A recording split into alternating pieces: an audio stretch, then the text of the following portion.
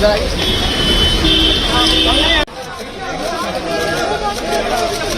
बत भाई बता देंगे। कौन है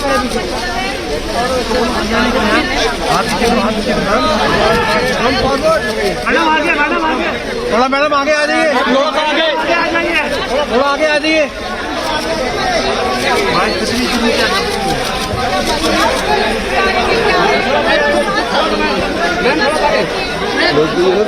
देख रहे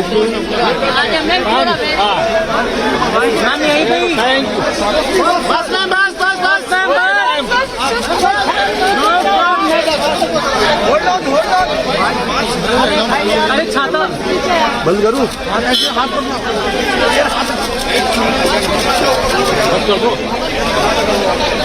अरे ये नहीं, छाता बंद कर दो यार, छाता पीछे कर दो। क्या कर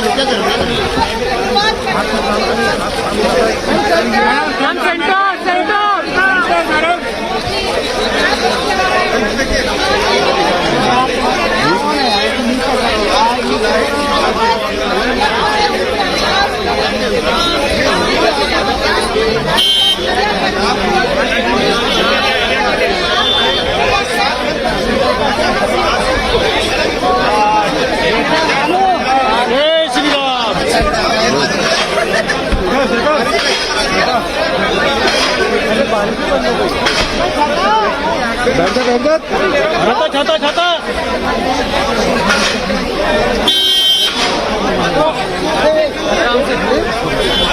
यार क्या करती है बहुत।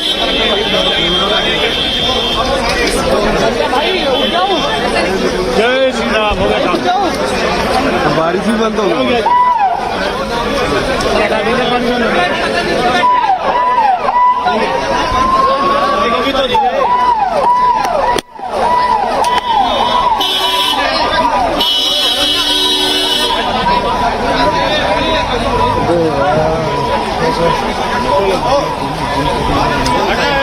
हाँ तो बनाया हुआ है।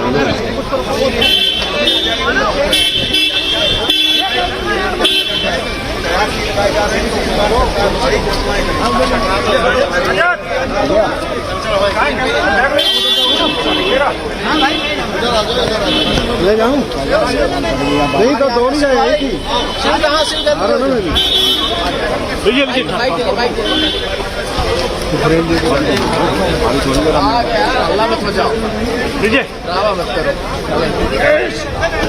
जो यंग एंटरप्रेन्योर्स है उनको तो सरकार तो प्रोत्साहन तो देगी। तो सरकार का जनता का सबसे बड़ा वर्ग होता है वो तो मिडिल क्लास, और मिडिल क्लास की सबसे बड़ी उम्मीद जो होती है टैक्स स्लैब्स को लेकर के, टैक्स में अधिक कुछ और रिलैक्सेशन मिल सकते हैं। उसके टैक्स रिलैक्सेशन या टैक्स के जो स्लैब्स है उसमें कुछ चेंज करने की कितनी गुंजाइश आप देख रहे हैं? गुंजाइश तो बहुत है, लेकिन इंटरम में शायद कुछ अनाउंसमेंट नहीं होगी। गुंजाइश तो बहुत है कि बस टैक्स स्लैब्स या जो अपने जो नए टैक्स रेजिम है उसमें अगर कुछ और सहूलियतें दी जाएंगी तो शायद लोग न्यू टैक्स रेजिम अपनाएंगे। तो लेकिन इंटरम बजट में ये अनाउंसमेंट होगी कि नहीं, मुझे जरा डाउट लग रहा है। टैक्सेशन को लेकर एक चीज है कि सरकार ने लगातार पिछले 10 सालों में डीक्रिमिनलाइजेशन ऑफ एनोमलीज जो है उस पर तरफ ध्यान दिया है कि आपराधिक ना मानते हुए इसे गलतियां मानते सुधारने का मौका दिया जाए टैक्सेशन में। इस बार भी क्या वो जो पॉजिटिव अप्रोच है सरकार का टैक्सेशन को बढ़ावा देने के लिए, लोगों को दबाव डालने की बजाय प्रोत्साहित करने के लिए, विवाद से विश्वास का जो नीति रही है सरकार की, उसको आगे बढ़ाएंगे? नहीं, वो तो बढ़ाएंगे क्योंकि वो तो एक ईज ऑफ डूइंग बिजनेस के लिए बहुत जरूरी है। क्योंकि अगर डीक्रिमिनलाइजेशन जो हमारे इतने सारे लॉज हैं, इतने सारे लॉज जो बहुत ही यानी ऑलमोस्ट ब्रिटिश काल से वो लॉज है, उनको तो डीक्रिमिनलाइज करने की जरूरत है। और वो तो एज अ ऑनगोइंग प्रोसेस, उसे हम एक बजट में करेंगे दूसरे, वो तो ऑनगोइंग प्रोसेस, उसमें तो बहुत साल लगने वाले हैं। और फिलहाल जो हमारे माइक्रो नंबर्स हैं काफी स्टेबल है वो, लेकिन फिर भी महंगाई जो है वो लगातार परेशान किए हुए पिछले 1.5-2 साल से सरकार उससे लड़ रही है। आरबीआई ने भी काफी सारे कदम उठाए, लेकिन महंगाई जो है उसका कहीं ना कहीं बजट में भी असर दिखेगा। तो महंगाई का जो इन्फ्लेशन का जो पार्ट है वो बजट में आप किस तरीके से देख रहे हैं? बजट देखो, महंगाई का जो है वो तो आरबीआई अपने मॉनेटरी पॉलिसी से रेगुलेट कर रही है, हर 2 महीने में वो तो कर रही है। तो मुझे लगता नहीं कि इस बजट में कुछ इन्फ्लेशनरी प्रेशर्स दिखाई देंगे। जो भी है वो बेसिकली वुड बी इन्फ्लेशन तो कंट्रोल करना ही है। और अगर हम फिस्कल डेफिसिट की बात कर रहे हैं, जहां हमें अभी 5.9 पे है, 4.5 पे लाना है, तो उसके हिसाब से बजट प्रिपेयर होगा। तो इन्फ्लेशन की I think RBI is in control of it. Sir, बहुत सारी लिमिटेशंस हैं इंटरिम बजट होने के नाते, वोट ऑन अकाउंट होने के नाते, तो सरकार के पास कितना ज्यादा स्पेस है यहाँ पे एक चुनाव से ठीक पहले लोक लुभावने बजट का? सरकार के पास स्पेस है, लेकिन ये सरकार मैच्योर सरकार है, वो लोगों को लुभाने के लिए बजट नहीं प्रिपेयर करेगी। Thank you. Thank you. लाओ तो भाई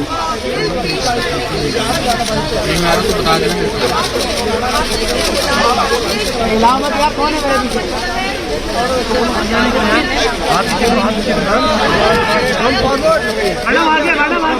थोड़ा मैडम आगे आ जाइए, थोड़ा आगे आ जाइए।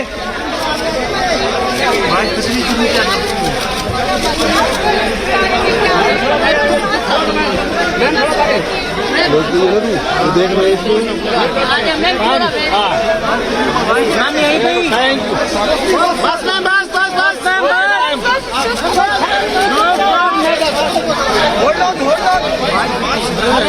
अरे छाता बंद करूँ?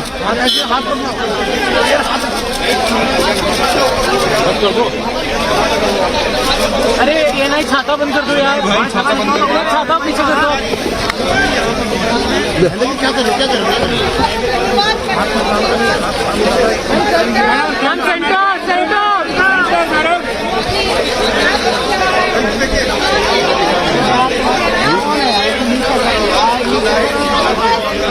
Present government, what do you expect personally from this budget, and what kind of announcements you are expecting in this budget? I think this is an interim budget. So in that sense, I think this budget will underscore what the government has done in the past and what it will expect to do in the future.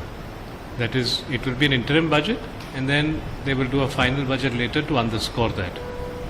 If you look at the current environment in the context of the geopolitical tensions or before that the pandemic, I think the Indian government has done well to keep the economy doing very well.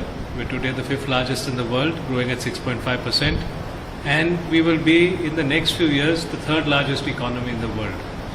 I think the government will continue to underscore its efforts in infrastructure. They have encouraged defense. I'm sure they will give a fillip to investments in space. They will work on roads, rail, airports, and build in looking at the way the world is looking at India, looking at the China Plus One strategy. Maybe they will try to give a fillip to manufacturing and also they should protect a little bit the Indian industry from maybe cheap imports that may be coming from other parts of the world, so that manufacturing grows और हमारी जो आत्मनिर्भरता है उस पर हमारा ज़्यादा जोर लगा जाए. In past 10 years, we have seen this government in every budget comes with something which is a very different kind of initiative. Like just before the election in 2019, we have seen Krishi farmers benefit scheme, which was Kisan Samman Yojana. So in this budget also, do we expect something very out of the box scheme or something which change the scenario in any sector? I think interim budget hai, so there will be some limitation. I mean, but I think they will underscore their priorities. See, the other thing I also think is when you look at the demographic dividend that the country has, we have such a large young population. You need to also skill them if you need them to be ready for the kind of infrastructure, defense, space, agriculture, precision farming. So that needs to be also, and the whole startup infrastructure that they also need to create. So I think they will continue to build this ecosystem to build a virtuous cycle so that India continues to grow at 6.5% and more. India is definitely feeling some pressure from the fiscal deficit side. It's already 5.9. So investing in infrastructure is a very prime aim of this government we have seen in past many years. But how much liberty is have seeing the present fiscal deficit and in this target of 4.5? So I think they had always said that they would be expecting to come to 4.5%. And so that was always meant to be a sort of a landing rate to get to there. And if I see the way the government moved, they have moved monetary policy and fiscal policy have worked hand in hand. So you look at the finance ministry and you look at the RBI, they have worked largely in a very concerted fashion to make sure that also inflation remains within check and they continue to improve year on year. In past few years, we have seen that government is quite ambitious for a 5 trillion economy, and now the other agencies are also supporting the claim of Indian government that by 2030 will be a 7 billion economy, and the ambition of the government is to make India a 30 trillion economy by 2047. So, do you see something very out of the box in this budget which supports the aim of 30 trillion economy by 2047 or 7 trillion economy by 2030? I think the aim of the government is to continue on the trajectory they are at. 6.5% they are growing, and the push in infrastructure is only going to help speed up the private participation in the sector, in the growth of the economy. So I think what they need to do is to keep the economy going as it is, and थोड़ा सा tweak करते रहेंगे, so it should improve and not go down. Sir middle class जो है उसकी हमेशा उम्मीद कहीं ना कहीं टैक्स स्लैब्स में रिलैक्सेशन की या टैक्स के जो डायरेक्ट बेनिफिट्स हैं उसमें कुछ ना कुछ उम्मीद रहती है. इस बजट में सरकार कितना उस तरफ जा सकती है कि मिडिल क्लास को थोड़ा रिलीफ देने की कोशिश करें, थोड़ा और स्पेंडिंग के लिए उनके हाथ में पैसा छोड़ने की कोशिश करें? सर आईएमसी की तरफ से तो हमने ये उनसे मांग की है कि थोड़ी जो टैक्स की प्रोसेसेस है वो सिंप्लीफाई की जाए, and so that is how what we look at. Even if you simplify them there will be a great relief along with any rationalization of slabs. और सर हम इनडायरेक्ट टैक्सेस की बात करते तो पहले जीएसटी अपने आप प्लेस में है, लेकिन जीएसटी में भी काफ़ी सारे चेंजेस हो गए हैं, लेकिन अभी भी लोग कई सारे चेंजेस की ज़रूरत महसूस कर रहे हैं. पेट्रोलियम को वैट से हटा के जीएसटी में लाने की एक बड़ी डिमांड है जो कि लोगों को रिलीफ दे सकती है, लेकिन उसमें कुछ खास हो नहीं रहा. तो आप कैसे देखते हैं इस बार बजट में कोई संभावना है उस बारे में, पेट्रोलियम को वैट से हटा के जीएसटी में लाने के कुछ और? फिर पेट्रोलियम के बारे में इतनी हमारी राय नहीं है, लेकिन हमने सरकार से यह दरख्वास्त की है कि जो डायरेक्ट टैक्स है, इनडायरेक्ट टैक्स है और ऑल्सो जो नॉन प्रॉफिट के लगे हुए टैक्स है वो सब प्रोसेसेस और प्रोसीजर्स को सिंप्लीफाई किया जाए. सर मैं बार बार एक बात करूँ कि आउट ऑफ द बॉक्स जाना इस सरकार की परंपरा रही है बजट में जी. इस बार आप कुछ उम्मीद करेंगे कुछ ऐसा, क्योंकि चुनावी साल है, सरकार पूरी तरीके से ईज्ड है मैक्रो नंबर्स को लेकर के, तो ऐसे में क्या कुछ बड़ा फैसला हो सकता है कि स्पेंडिंग को लेकर? उम्मीद तो करेंगे ही, लेकिन सुनते हैं मैडम फाइनेंस मिनिस्टर क्या कहती हैं. शुक्रिया. And this also gives a confidence that we can consolidate it further. And next year, perhaps we could look at even lower benefit. IMF has forecast a good year for India. India has emerged as a brighter spot among the global economies. So how does industry see it? How does you see it on the basis of how will the industry will perform?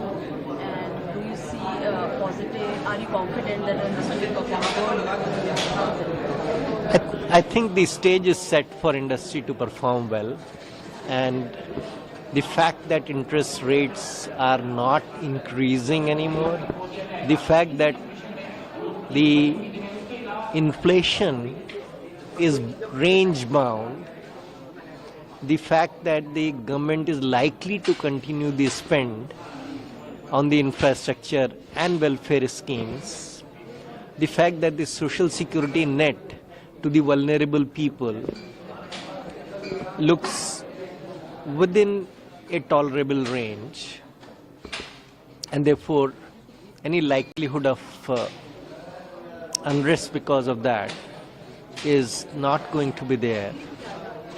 I think it's all set for industry to invest, perform much better.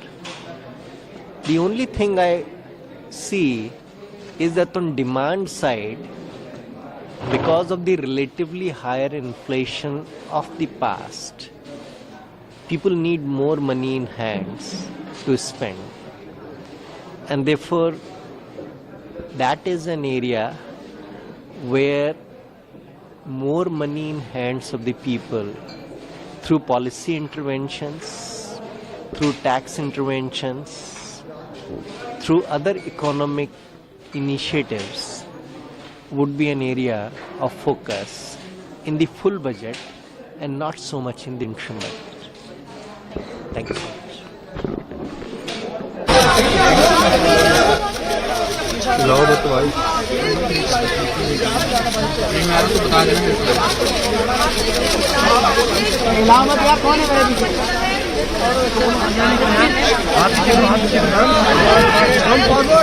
Madam आगे थोड़ा madam आगे आ जाइए,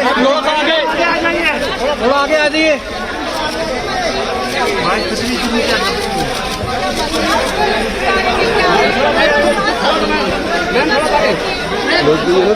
देख रहे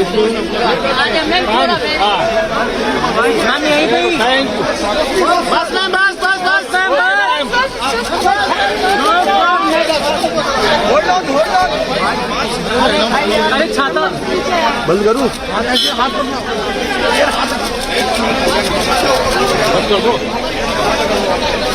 अरे ये नहीं छाता बंद कर दो यार, छाता पीछे कर दो। क्या करें सेंटर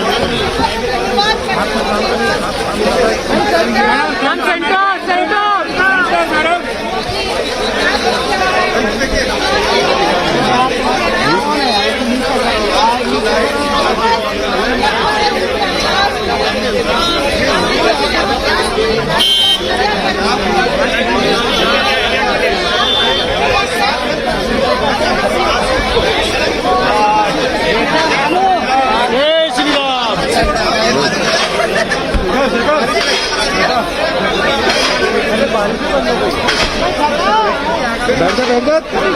छाता छाता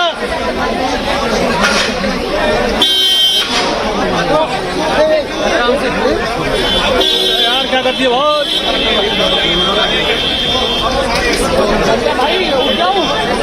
जय श्री राम हो गया बारिश भी बंद हो गई।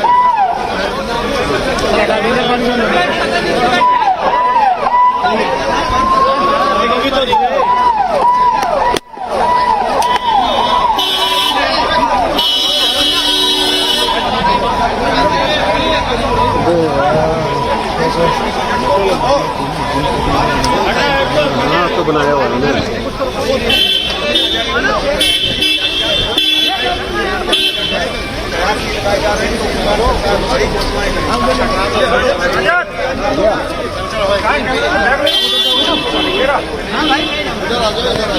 ले जाऊँ नहीं तो दो नहीं जाए एक ही budget. So in that sense, I think this budget will underscore what the government has done in the past and what it will expect to do in the future. That is, it will be an interim budget and then they will do a final budget later to underscore that. If you look at the current environment in the context of the geopolitical tensions or before that the pandemic, I think the Indian government has done well to keep the economy doing very well. We're today the 5th largest in the world, growing at 6.5%, and we will be in the next few years the 3rd largest economy in the world. I think the government will continue to underscore its efforts in infrastructure. They have encouraged defense. I'm sure they will give a fillip to investments in space.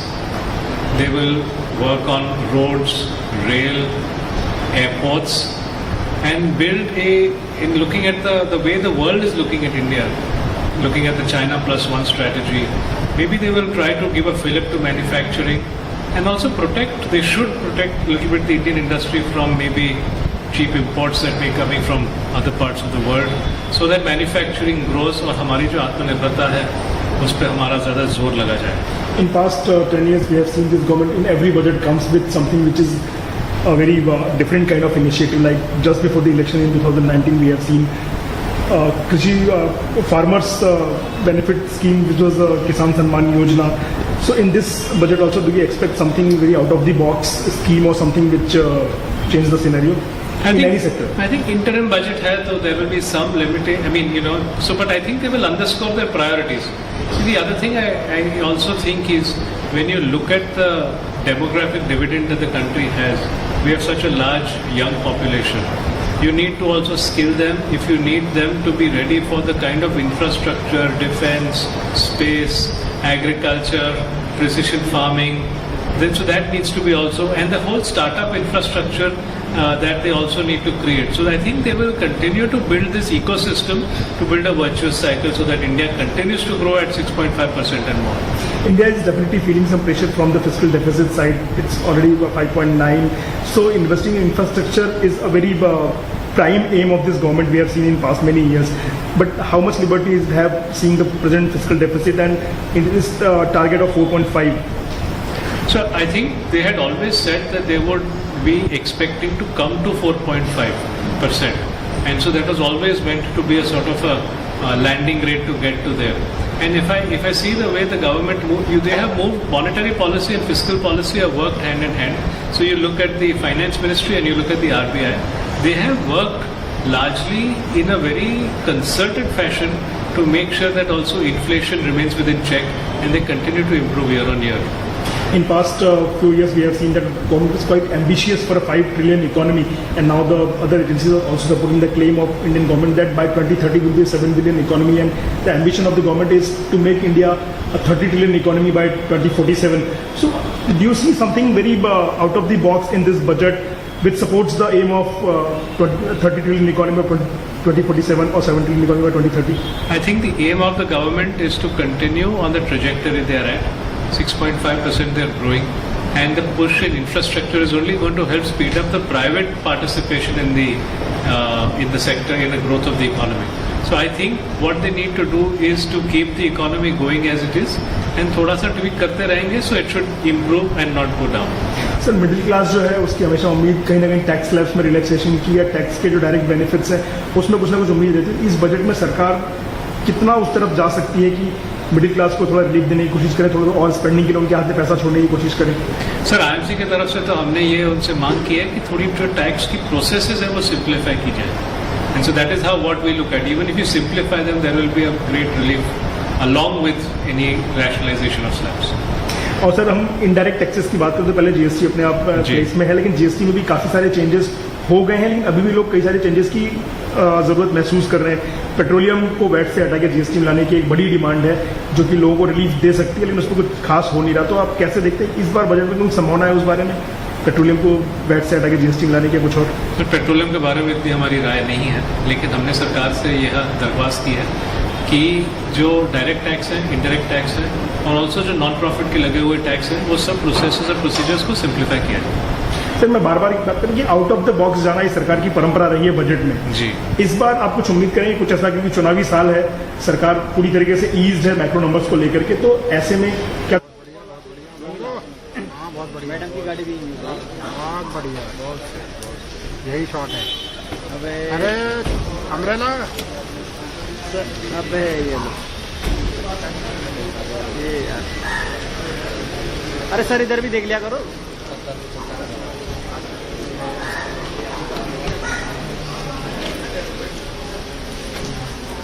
यार इनको ना बोलना पड़ेगा. Sir कैमरे लगे हैं इधर, थोड़ा इधर भी ध्यान देना. Sir sir sir umbrella sir अभी नहीं, पहले हाँ उनके पास है छाते. ये मंत्री सोनू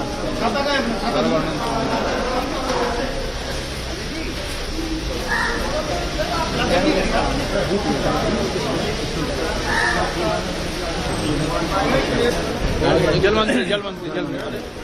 मंत्री जल्द, अरे इनको बोलो कि जल बारिश के लिए समाधान करें.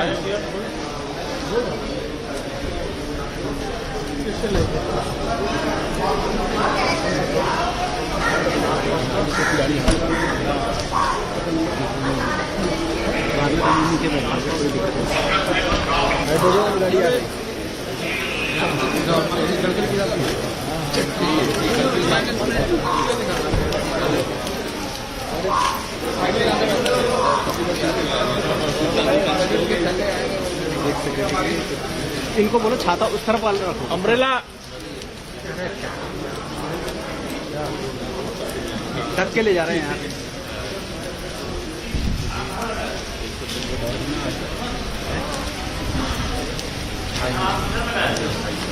सर इनको फिर स्पोर्ट्स मिनिस्टर शाबाश, थैंक यू सर.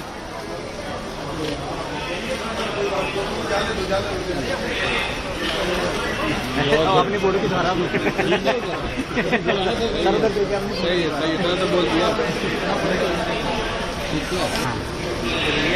ये आ गया। मैं नहीं करूँगा तुम कहाँ हो?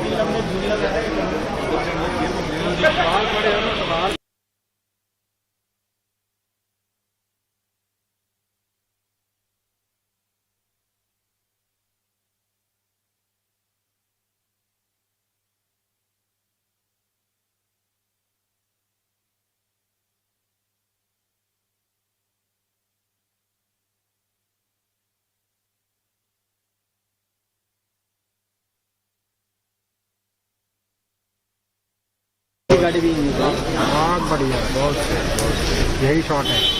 अबे अरे अम्ब्रेला अबे ये यार, अरे सर इधर भी देख लिया करो।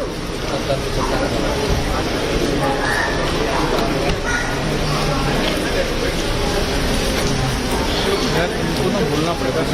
सर कैमरे लगे हैं इधर, थोड़ा इधर भी ध्यान देना। Sir sir sir umbrella sir, अभी नहीं, पहले उनके पास है छात्र, ये मंत्री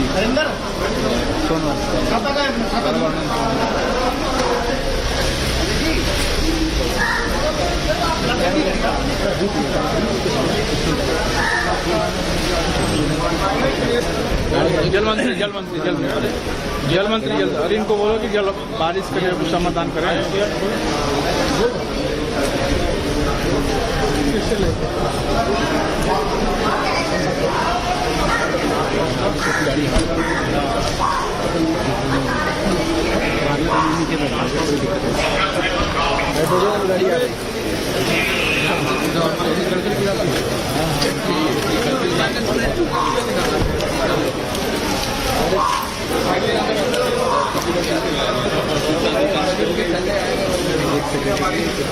इनको बोलो छाता उस तरफ वाले रखो। अम्ब्रेला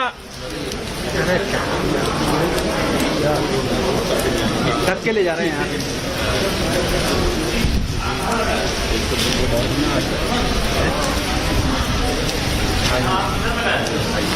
सर कोई और भी आ इनको फिर स्पोर्ट्स मिनिस्टर शाबाश। Thank you sir.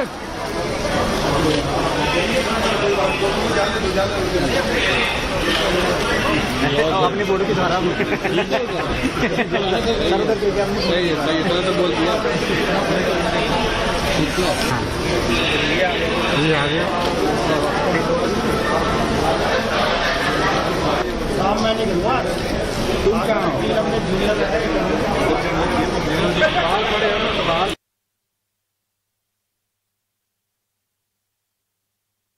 गाड़ी भी बहुत बढ़िया, बहुत यही शॉट है। अबे अरे अम्ब्रेला अबे ये यार, अरे सर इधर भी देख लिया करो।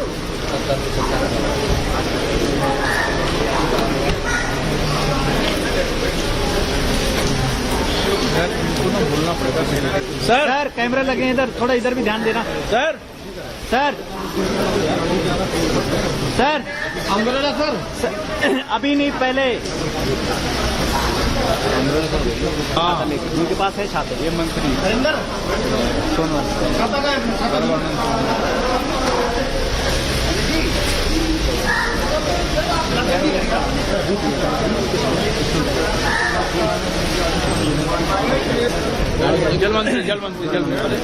जल मंत्री अरे इनको बोलो कि जल बारिश के लिए समाधान करें।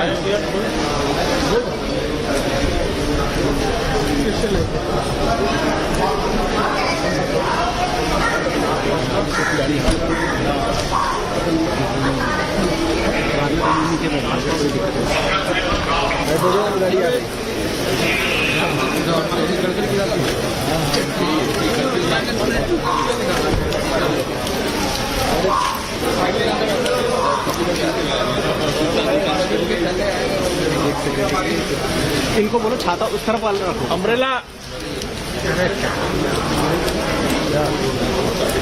ढक के ले जा रहे हैं यहाँ।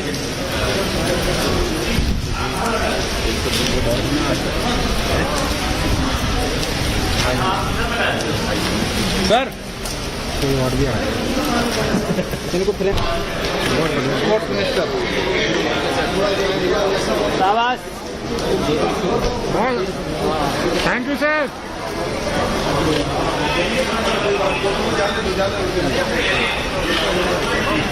अपनी बोर्ड की द्वारा सही है तो बोल दिया। ये आ गया।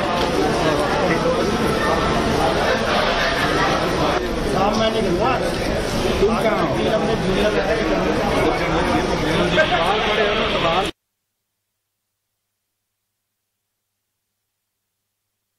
गाड़ी भी बहुत बढ़िया, बहुत सही। यही शॉट है।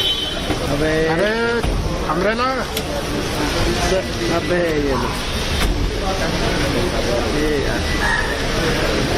अरे सर इधर भी देख लिया करो।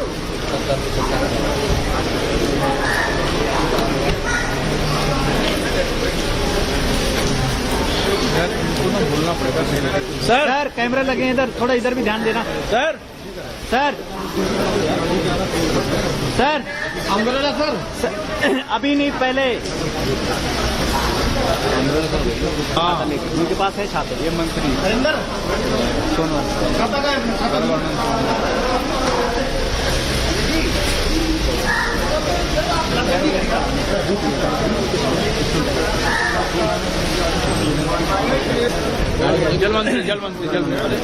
जल मंत्री अरे इनको बोलो कि जल बारिश के लिए समाधान करें।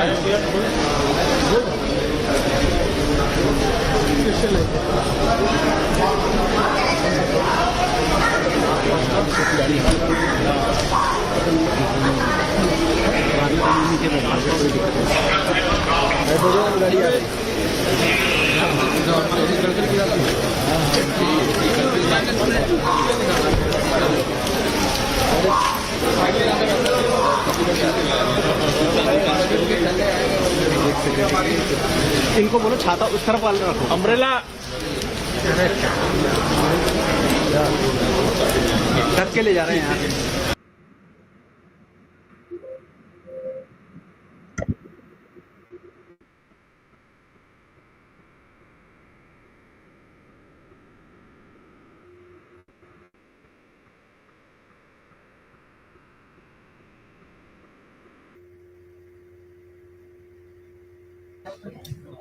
आवाज आ रही सर? बिल्कुल आ रही है।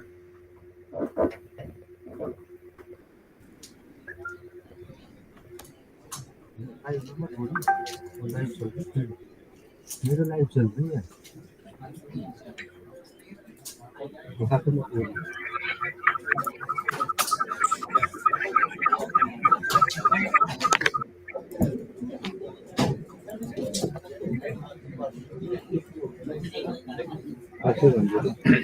नमस्कार, नवभारत टाइम्स ऑनलाइन पर आप सभी का स्वागत है। आपके साथ मैं हूं विनीत त्रिपाठी, मेरे साथ मेरे वरिष्ठ सहयोगी शिशिर चौरसिया यहाँ पर मौजूद है।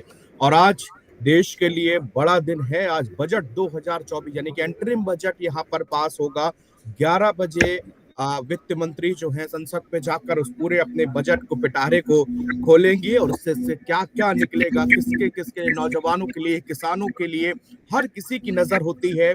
ये आपको बता दें एंटरिम बजट है क्योंकि इस साल 2024 है। इस समय लोकसभा चुनाव भी इसी साल होने हैं।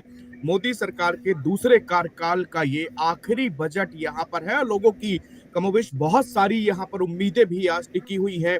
कई लोगों का कहना है कि हो सकता है कि आज वाला जो ये बजट है ये चुनाव से भी प्रेरित हो सकता है। इसमें चुनावी तमाम तरीके के ऐसे बेनिफिट्स हो सकते हैं जो कि लाभ मिले। लेकिन उसके पहले सबसे पहले मैं शिशिर जी आपसे बात करना चाहूंगा। पेटीएम जो है ट्रेंड कर रहा है, सुबह से आज पेटीएम टॉप ट्रेंड कर रहा है हर जगह। आप एक दिन पहले जो है उन पर शिकंजा कसता है उनके बैंकों पर, पेटीएम बैंक पर। उसके बाद से आज जो उसके शेयर भी धड़ाम हो जाते हैं। मतलब आज दो बड़ी खबर, एक तो जो दाम बढ़े हैं सिलेंडर के, और आज जबकि अभी बजट शुरू होगा 11 बजे। अब इस समय प्रधानमंत्री नरेंद्र मोदी जो है वो संसद पहुंच चुके हैं। केंद्रीय कैबिनेट की बैठक होनी है 11 बजे से। अब यहाँ पर अपना जो अंतरिम बजट है वो पास किया जाएगा। शिशिर जी, पहले मैं दो बड़ी बातें जो आज सुबह जो हलचल हुई है वो एक तो प्राइस इंक्रीज जो हुआ है, और दूसरा जो कि पेटीएम के शेयर धड़ाम हुए हैं, उन दोनों बातों में आपसे विस्तार से मैं जानना चाहूंगा। पहली बात पेटीएम की, तो पेटीएम के शेयर आज लोअर सर्किट में जाएंगे, ये कल से ही इसकी पूरी संभावना थी। कल शाम ही रिजर्व बैंक ऑफ इंडिया, जो कि देश के बैंकिंग सेक्टर का रेगुलेटर है, उसने पेटीएम पे कड़े प्रतिबंधों की घोषणा की थी। पेटीएम पेमेंट बैंक, जो कि उसका पेमेंट बैंक है, उस पर उन्होंने कड़े प्रतिबंध लगा दिए। इसके साथ ही उसके तमाम चीजों पर, वॉलेट पे, फास्टैग पे, सब पे प्रतिबंध की घोषणा हो गई। और ये आज इस महीने, मतलब फरवरी महीने के अंतिम दिन 29 तारीख तक ये वैलिड होंगे उनके, उसके बाद सारे अनवैलिड हो जाएंगे। मतलब कि आप पेटीएम के वॉलेट का उपयोग नहीं कर पाएंगे, उनके फास्टैग का उपयोग नहीं कर पाएंगे। तो इन सब प्रतिबंधों के चलते ये माना जा रहा था कि जैसे ही आज बाजार खुलेगा, पेटीएम के शेयरों में कोहराम मचेगा, और ऐसा ही हुआ। कल बाजार से जितने पे पेटीएम का शेयर बंद हुआ था, उससे आज 150 रुपए से भी ज्यादा गिरते हुए इसका 20% का लोअर सर्किट था, तो लोअर सर्किट में फंसा। अब इसका ट्रेडिंग बंद है, तो इसका जब सर्किट खुलेगा तब उस पर कोई चर्चा होगी। दूसरी बात आपने की एलपीजी गैस सिलेंडर हाइक की, तो एलपीजी गैस सिलेंडर का बजट से कोई लेना देना नहीं। इसलिए बजट से लेना देना नहीं है क्योंकि हर महीने की पहली तारीख और 15 तारीख को सरकारी पेट्रोलियम कंपनियां अपने प्राइस का रिवीजन करती हैं। तो इसी रिवीजन के चलते आज 1 तारीख है, तो 1 तारीख को उन्होंने पेट्रोलियम एलपीजी के सिलेंडर के दाम में समीक्षा की। तो इस समय अंतर्राष्ट्रीय बाजार में क्रूड ऑयल के दाम चढ़े हुए हैं। क्रूड ऑयल के दाम जब चढ़े हुए हैं अंतर्राष्ट्रीय बाजार में, तो जाहिर सी बात है कि पेट्रोलियम सिलेंडर के भी दाम बढ़ने थे। और अभी आपको खबर बता दें कि पार्लियामेंट में वित्त मंत्री निर्मला सीतारमण बजट के बस्ते के साथ पहुंच गई हैं, और वो पार्लियामेंट में इस तरह पत्रकारों को और फोटोग्राफरों को वो दिखा रही हैं, और एक तरह से कहिए कि फोटो सेशन करवा रही हैं। इसके बाद वो जाएंगी, अभी प्रधानमंत्री भी पहुंच चुके हैं, और इस पर एक कैबिनेट की बैठक होगी। कैबिनेट की बैठक में जो भी प्रस्ताव है उसको कैबिनेट से अनुमति ली जाएगी, उसके बाद इसको दिन में 11 बजे पेश किया जाना है। शिशिर जी, ये इस एक बार ये पूरी प्रक्रिया को आप समझा दीजिए। आपने बहुत सारे अपने आंखों के सामने ये बजट पास होते हैं, पार्लियामेंट में जाके ये जी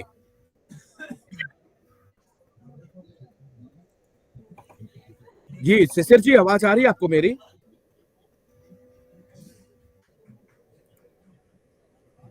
शिशिर जी,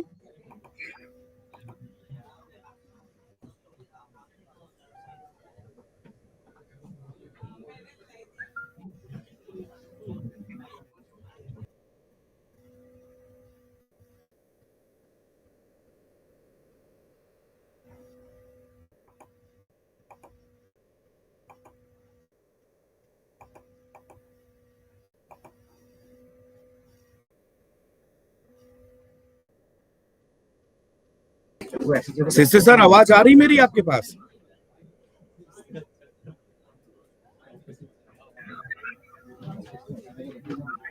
शिशिर जी,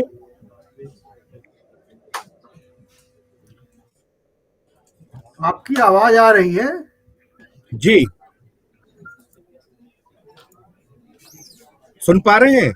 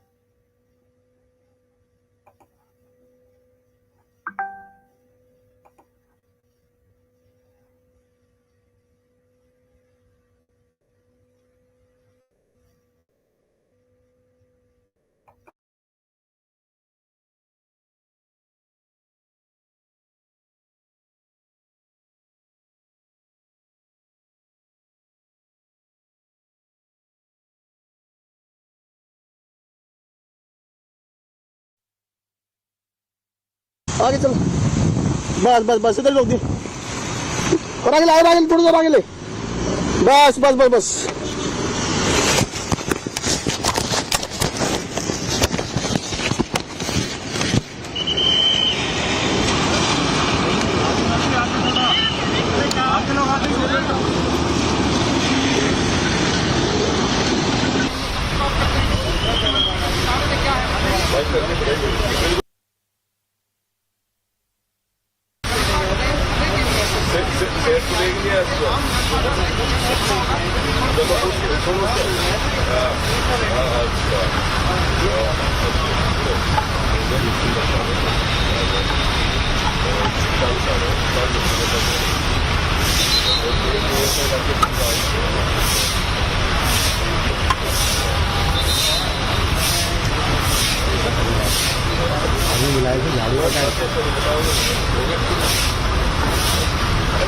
अरे भैया झाड़ू, अरे भैया झाड़ू।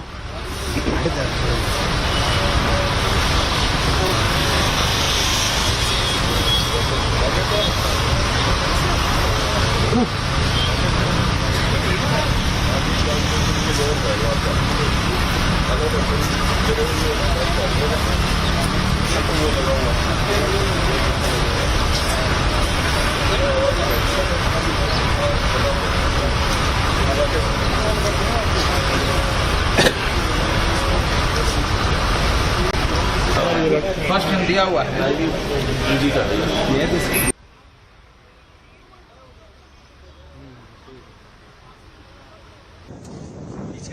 हाँ बिल्कुल बिल्कुल पीछे रहते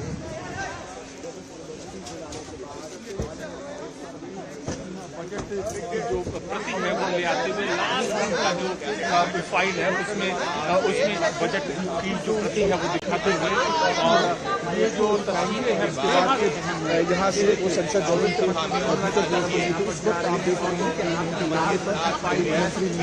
सात वित्त राज्य। अरे आगे चढ़ दे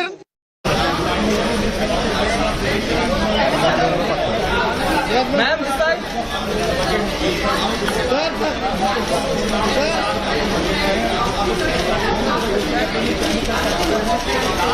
ma'am centre, ma'am centre, madam centre, ma'am centre.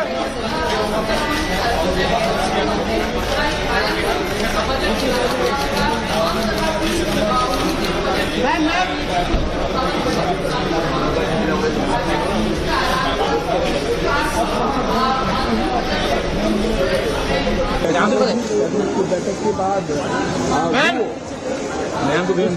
Budget को कैबिनेट की बैठक में रखी गई, बजट को मंजूरी मिलेगी और उसके बाद 11 बजे लोकसभा में मुख्यमंत्री निर्मला सीतारमण बजट पेश करेंगी, बजट भाषण देना। मैम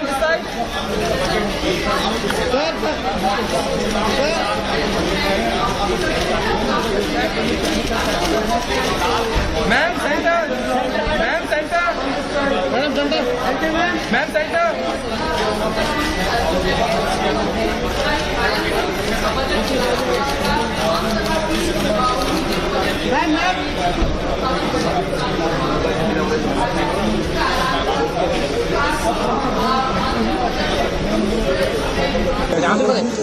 बैठक के बाद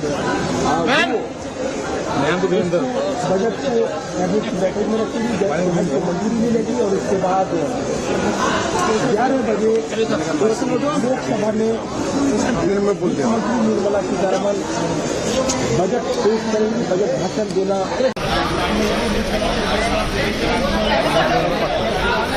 मैम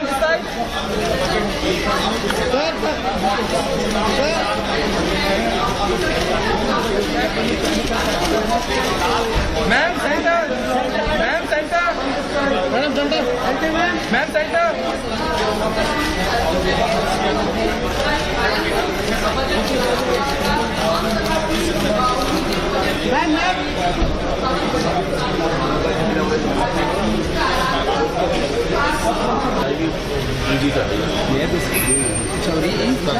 अरे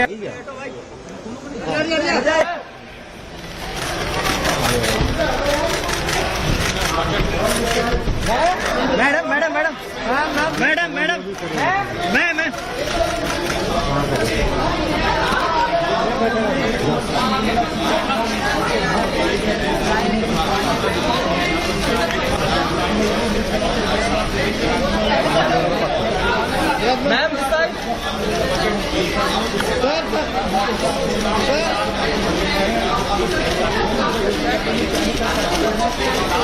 ma'am centre ma'am centre madam centre ma'am centre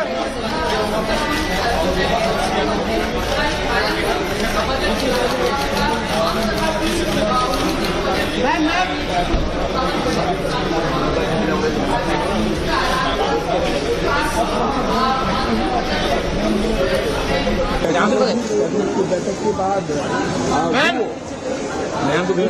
budget को बैठक में रखी गई, बजट को मंजूरी मिलेगी और उसके बाद 11 बजे लोकसभा में मुख्यमंत्री निर्मला सीतारमन बजट पेश करेंगी, बजट भाषण देना।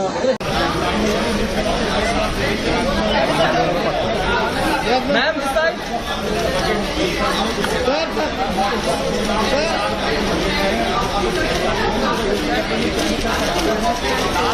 Ma'am centre ma'am centre madam centre ma'am centre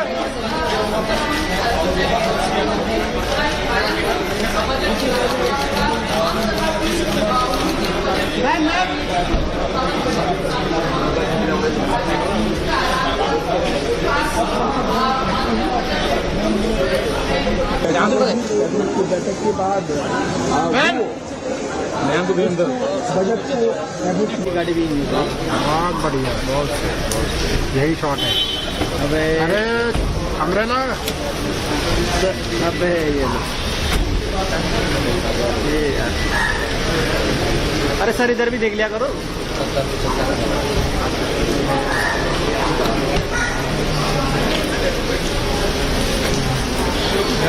बोलना पड़ेगा सर कैमरा लगे हैं इधर, थोड़ा इधर भी ध्यान देना। Sir sir sir umbrella sir अभी नहीं, पहले उनके पास है छाते। ये मंत्री सोनवाल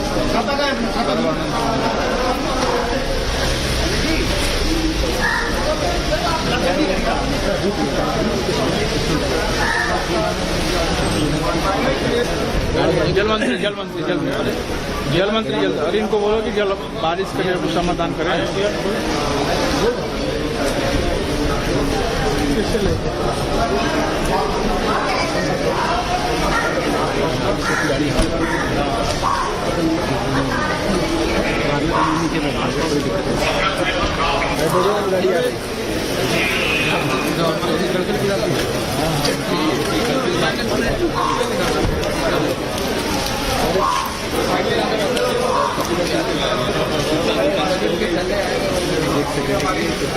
इनको बोलो छाता उस तरफ वाले रखो। अम्ब्रेला डर के ले जा रहे हैं यहाँ।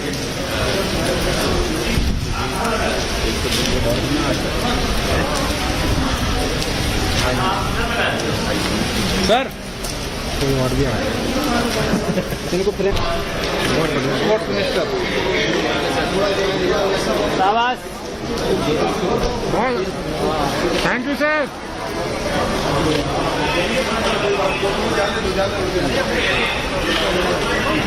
अपनी बोर्ड की द्वारा सही है तो बोल दिया।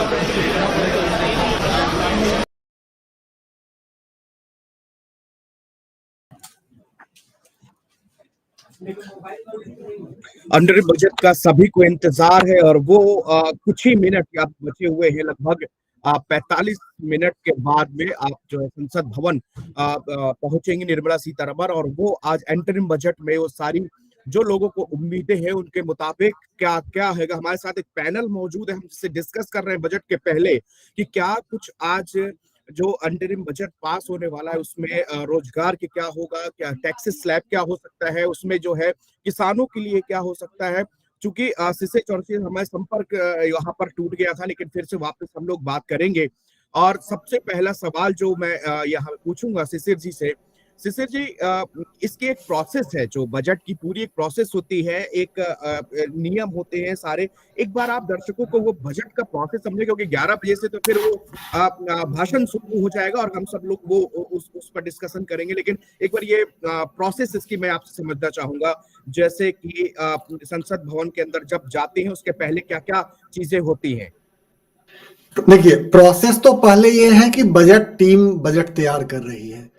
बजट तैयार हो गया, बजट की छपाई हो गई। सुबह सुबह वित्त मंत्री अपने आवास से आई, नॉर्थ ब्लॉक गई, अपने कमरे में गई होंगी और वहां से उन्होंने बजट का पेपर कलेक्ट किया। जो अंतिम बजट का जो बजट प्रस्ताव, जो बजट भाषण उनका है, उसको अंतिम रूप दे दिया गया था कल रात में ही। आज सुबह आके उसको एक सरसरी निगाह उन्होंने डाली, एक बार पढ़ लिया, सब चीज ठीक है। उसके बाद उसको लेके वो राष्ट्रपति भवन चली गई। राष्ट्रपति भवन में जाके वहां जो जरूरी प्रक्रिया है पूरी करके वो पार्लियामेंट आ गई है। अभी अभी पार्लियामेंट वो पहुंची है, प्रधानमंत्री भी पहुंच गए हैं, कैबिनेट के सारे सहयोगी पहुंच रहे हैं धीरे धीरे। अब संसद भवन में पहले बजट प्रस्तावों को कैबिनेट से संतुष्टि ली जाएगी। जब कैबिनेट उसको क्लियर कर देगा, उसके बाद वो उस बजट प्रस्तावों को 11 बजे से पढ़ना शुरू कर देंगे। तो जो जरूरी प्रक्रिया है उसी के लिए अभी वहां गई हैं। वहां पार्लियामेंट में अभी थोड़ी देर में कैबिनेट की मीटिंग होगी, कैबिनेट से उसको ओके किया जाएगा, उसके बाद उसको पढ़ेंगी। मतलब केंद्रीय कैबिनेट खत्म होने के बाद उसको फिर पार्लियामेंट में समर्पण करेंगे, दोनों सदनों में बजट पेश होगा। उसके बाद उस पर जो भी जरूरी चर्चा होगी, प्रथम वाचन, द्वितीय वाचन, और उसके बाद बजट पारित करने की कार्रवाई शुरू। हमारे साथ सीए हैं कमलेश कुमार, वो भी वहां पर जुड़े हुए हैं। उनसे भी हम लोग लगातार चर्चा करेंगे और जानेंगे कि सबसे पहले जी, आज के बजट में सबसे खास क्या होने जा रहा है, क्या क्या संभावनाएं हैं, किसके सेक्टर को क्या क्या कुछ मिल सकता है, क्योंकि 11 बजे से फिर तस्वीरें साफ हो जाएंगी। लेकिन उसके पहले एज ए इकोनॉमिस्ट आप क्या उम्मीदें लगाते हैं? देखिए, यूं तो ये बजट पूरा बजट नहीं है, अंतरिम बजट है, वोट ऑन अकाउंट है। परिपाटी यही है कि जैसे नई सरकार का गठन मई में होना है, तो मई में नई सरकार के बनने से पहले तक, चूंकि अभी जो पिछले साल का बजट आया है उसमें इस साल के 31 मार्च तक ही सरकार को पैसे खर्च करने के लिए अधिकार मिले हुए हैं और बजट मिला हुआ है। 1 अप्रैल के बाद इनके हाथ में 1 पैसे नहीं रहेंगे।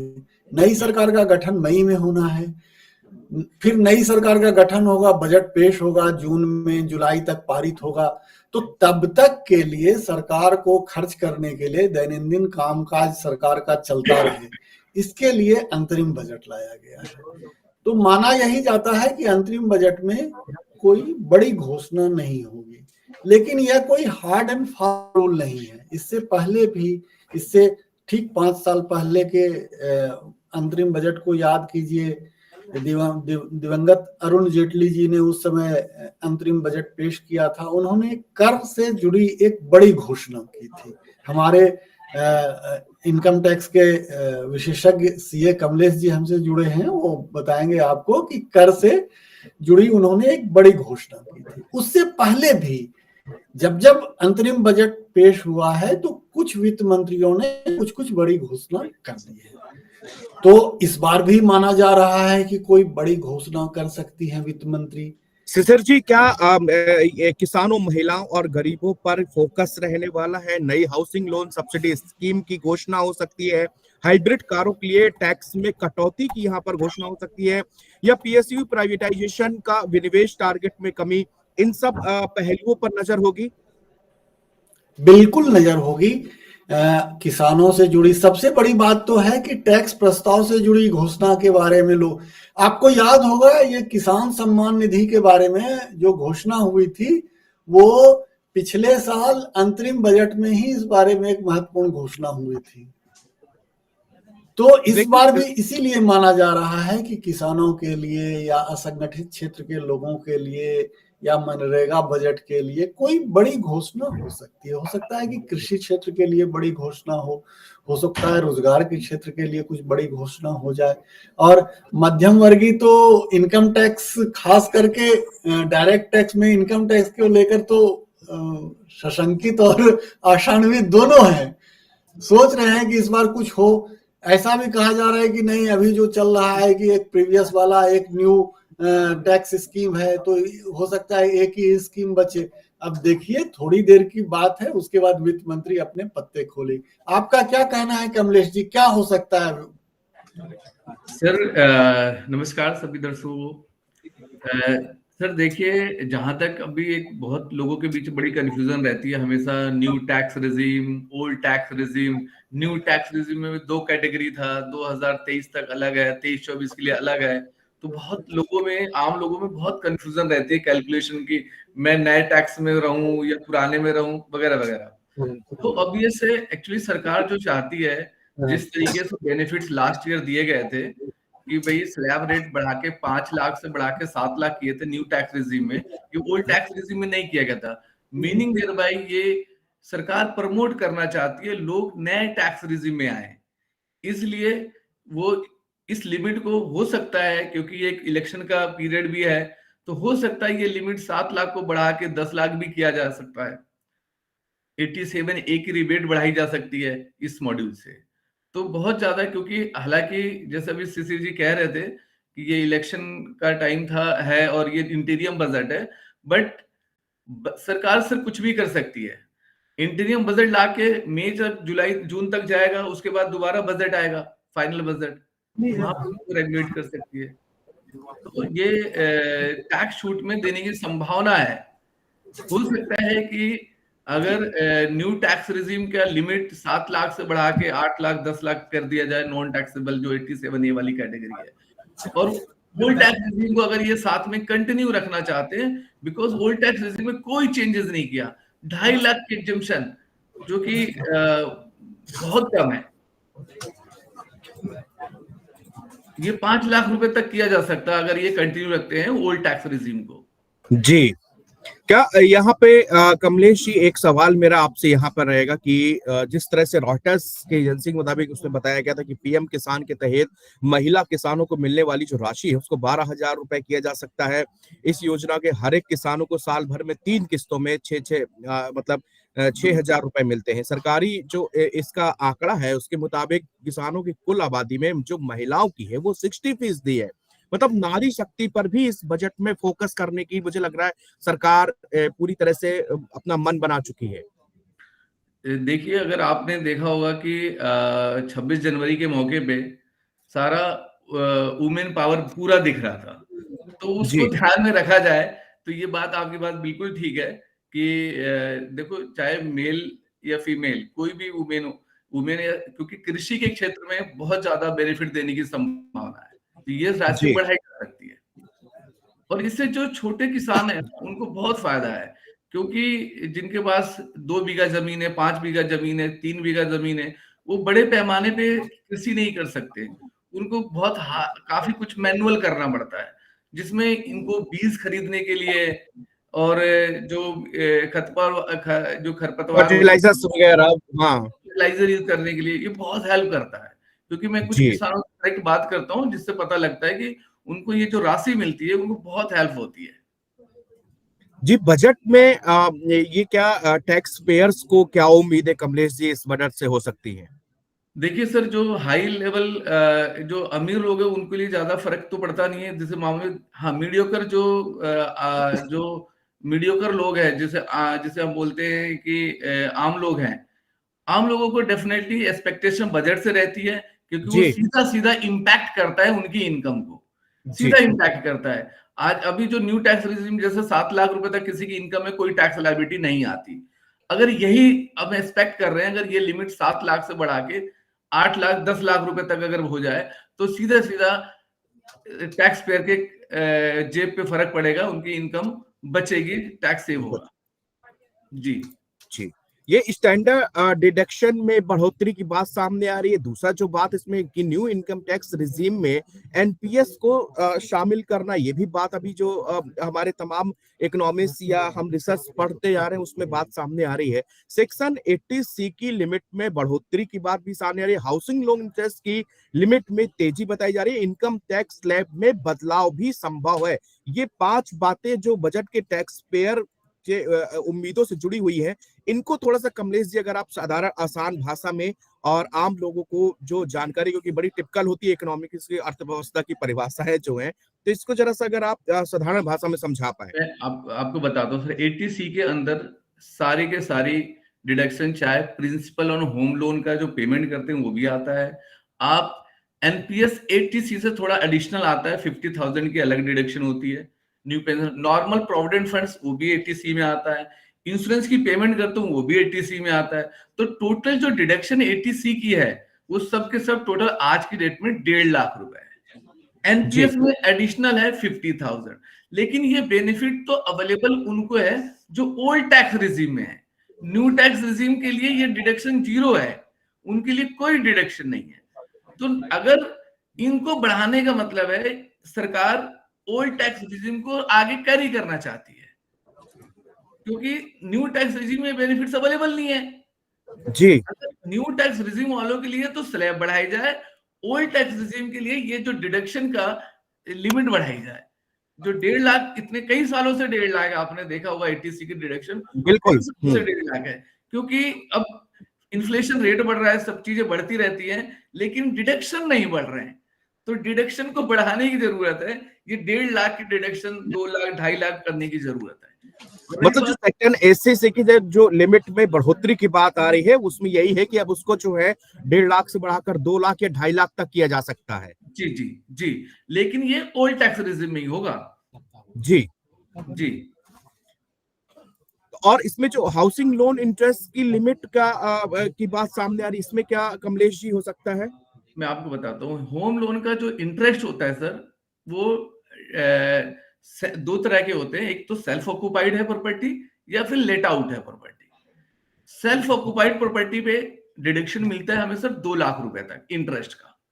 जी, 2 लाख रुपए तक डिडक्शन मिलता है, और ये न्यू टैक्स रिजिम में नहीं मिलता। ठीक है, तो ये लिमिट अगर ओल्ड टैक्स रिजिम में इसकी लिमिट, क्योंकि 2 लाख भी काफी साल हो गए, बढ़ा नहीं है, तो ये लिमिट 2 से 3 करने की जरूरत है। क्योंकि लोग एक्चुअली जो न्यू टैक्स रिजिम है, इससे लोग ना थोड़े डिसअपॉइंट हो रहे हैं। अभी क्या, ओल्ड टैक्स रिजिम में टैक्स सेविंग करने के पर्पज से ही सही लोग इन्वेस्ट करते थे, घर खरीद जी, लेते थे, या इंश्योरेंस में पैसे लगा रहे हैं, या एनपीएस में डाल रहे हैं, कोई ना कोई इन्वेस्टमेंट प्लान लेते थे टैक्स सेविंग के पर्पज से। लेकिन अगर जी, मुझे यही पता लग जाए कि मुझे टैक्स सेविंग करने से, मतलब इन्वेस्टमेंट करने से मुझे टैक्स बेनिफिट नहीं बच रहा है, तो people will opt new tax regime, जिससे फ्यूचर के लिए उनको सेविंग नहीं होगी। चाहे वो टैक्स बचाने के पर्पज से, एट लीस्ट वो अपने फ्यूचर के लिए पैसे सेव कर रहे थे, इन्वेस्ट कर रहे हैं। बट न्यू जी, टैक्स रिजीम वो बेनिफिट्स अवेलेबल नहीं है, जिसकी वजह से एक तरह से डिसअपॉइंटिंग है new tax regime investment point of view से। जी जी, बिल्कुल। ये कमलेश जी, एक सबसे बड़ा हमेशा से देखा जाता है कि घर खरीदना है, घर एक सपना होता है, और इसमें क्या घर खरीदारों पर ये टैक्स का बोझ कम करने का भी कोई प्राविधान या कोई नियम इसमें आप देख सकते हैं कोई घोषणा में? सर देखिए, बिल्कुल सही। जो छोटे टैक्स, जो 1 BHK 2 BHK या बड़े शहरों जी, में छोटा घर ले पाते हैं, बहुत मुश्किल होता है। जो मिडिल कैटेगरी के लोगों के लिए, लोअर तबके के लोगों के लिए, डेफिनेटली अगर घर में छूट के लिए एक ऑलरेडी स्कीम है, और इस स्कीम को बढ़ाया जा सकता है कि जो उनके स्टैम्प ड्यूटी के पैसे होते हैं उसको डिडक्शन मिल जाता है, जिससे कि लोग ज्यादा से ज्यादा घर खरीदें। तो टैक्स सेविंग जी, के पॉइंट ऑफ व्यू से या सर्टेन इनकम का आप एक लिमिट बढ़ाई जा सकती है कि जो पहला घर खरीदा है उसके उनको सर्टेन अमाउंट ऑफ टैक्स की एग्जेम्पशन मिलनी चाहिए। क्योंकि क्या है, तो जिनके पास 2 3 4 घर है उनकी बात नहीं कर रहा हूँ, जो पहली बार घर रहे हैं, जी, पहली बिल्कुल। बार और घर खरीद रहे हैं। ऐसा एक बहुत बड़ा तबका है, और हम हर जगह, खासकर से अगर हम दिल्ली एनसीआर की बात करें, या हम उन शहरों की बात करें जहां पे बहुत तेजी से इंडस्ट्रियलाइजेशन बढ़ा हुआ है, नौकरियां करने लोग जाते हैं, वहां पर एक बहुत बड़ा सपना होता है कि एक छोटा सा घर, ताकि इंसान अपने परिवार के साथ में वहां पर रह सके। लेकिन इन टैक्स स्लैब में क्या उनके लिए भी एक बहुत बड़ा ये वर्ग आता है, और इनके लिए क्या कुछ कमलेश जी हो सकता है, और क्या कुछ किया जा सकता है? देखो, करने को सरकार तो बहुत कुछ कर सकती है इस सेगमेंट को ध्यान में रख के, क्योंकि ये मेन वो है, मेन स्ट्रीम ज्यादा लोग इस कैटेगरी में हैं। तो ज्यादा से ज्यादा, मैंने अभी जैसे बता रहा था कि घर खरीदने के लिए एक इंसेंटिव दे सकते हैं कि पहला घर के ऊपर सर्टेन, जो जो लाइफ में पहली बार घर खरीद रहे हैं उसको सर्टेन अमाउंट ऑफ टैक्स में डिडक्शन मिल जाए, ये स्पेसिफिक डिडक्शन लेके आया जाए, जिससे कि लोग पहली बार ज्यादा से ज्यादा घर खरीदने पे ध्यान दें। बड़े शहरों में ऑलमोस्ट 60% लोग रेंट पे रहते हैं, वो रेंट देते हैं, रेंट उन चला जाता है, बट अगर वो इंसेंटिव के फॉर्म में अगर सरकार उनको इस तरह से कुछ वे आउट निकालती है, जिससे कि वो चाहे लोन लेके घर खरीदे, उस लोन जो ईएमआई जो रेंट के रूप में वो अपना पे कर रहे हैं, रेदर की पेइंग रेंट, उसको एज ए ईएमआई पे करके अपना घर बनाए।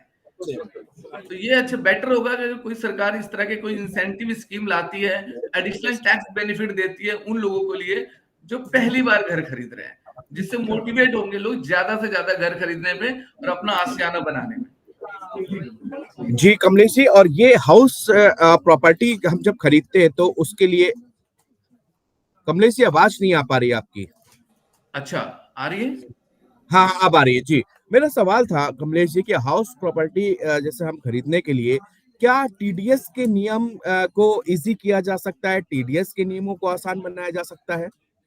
जी सर, अभी जो है 50 लाख की लिमिट है कि अगर आप कोई प्रॉपर्टी खरीदते हैं मोर देन 50 लाख जिसकी वैल्यू होती है, आपको 1% टीडीएस काटना पड़ता है जो बायर को। इस लिमिट को या तो बढ़ा के आप 75 लाख कर सकते हैं, 1 करोड़ कर सकते हैं कि नीचे वाले लोग फ्री हो जाएं, क्योंकि ये एक कॉम्प्लिकेशन है।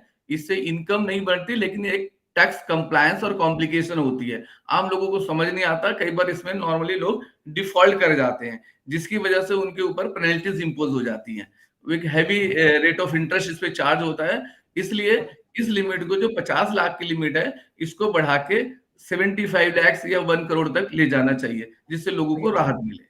क्योंकि शिशिर जी हमारे साथ यहाँ पर जुड़ चुके हैं। शिशिर जी से हम यहाँ पर, कमलेश जी आप अपनी बात पूरी करिए। हाँ, जिससे कि लोग ना ज्यादा से ज्यादा बड़ी प्रॉपर्टी की तरफ, क्योंकि बड़े शहरों में प्रॉपर्टी बहुत महंगी है, 50 लाख के अंदर कोई प्रॉपर्टी नहीं आती है सर, सबके सब उसके ऊपर ही आ पाती है। तो इसे बहुत, इसलिए ये लिमिट बढ़ाने की जरूरत है, 50 लाख से हटा के 1 करोड़ या 75 लाख की तरफ जाने चाहिए। जी जाने चाहिए। शिशिर जी हमारे साथ, क्योंकि आज शिशिर जी के पास काम थोड़ा ज्यादा है, सुबह से मोबाइल फोन भी बज रहा है और तमाम लोग हैं, मंत्रालय से भी फोन, सब जगह से अपने जो है बातचीतें। शिशिर जी आपसे हमारा कनेक्शन टूट जाता है, लेकिन अब आप कमलेश जी से हमसे डिफरेंट टैक्स स्लैब में हमने बातचीत की, लेकिन आप इस पूरे इंटरिम बजट को, चूंकि आपने बताया कि ये कुछ ही महीनों का एक बजट होता है, इसमें बहुत बड़ी घोषणा नहीं होती, लेकिन आपने उसका अपवाद भी बताया कि किस तरह जेटली की गवर्नमेंट में उन्होंने बड़ी घोषणा यहाँ पर की थी। तो क्या आज भी ऐसी जो बड़ी घोषणाओं में आपको क्या लगता है कि वो आज अनाउंसमेंट हो सकता है? देखिए, ये सरकार कुछ अनूठी है, इस मामले में अनूठी है कि हर समय कुछ ना कुछ सरप्राइज मिलते रहता है लोगों को। जी, जब लोग बिल्कुल निश्चिंत थे, इकोनॉमी ठीक ठाक चल रही थी, अचानक एक दिन रात में 8 बजे घोषणा हो जाती है कि भाई कल से ये नोट नहीं चलेंगे। याद कीजिए वो सरप्राइज नोटबंदी का। तो उसी तरह सरप्राइज पिछले बजट तक कोई सोचा भी नहीं था कि पीएम किसान सम्मान निधि आएगी और हर किसान के खाते में 6,000 रुपए सालाना आएंगे यूं ही। अभी तक तो सब्सिडी मिलती थी फर्टिलाइजर पे, अभी तक तो सब्सिडी मिलती थी बिजली पे किसानों को, लेकिन अब सीधे पैसे कैश देने की बात हो गई। तो कब सरकार कौन सा कदम उठाएगी इस बारे में आप कोई कयास नहीं लगा सकते। सरकारी अधिकारी भी इस बारे में कुछ नहीं बोलते हैं, वो उतना ही बोलते हैं जितना उनको बोलने का निर्देश है, लेकिन काम तो पर्दे के पीछे चलता ही रहता है, काम चलता रहता है, घोषणाएं होती रहती हैं।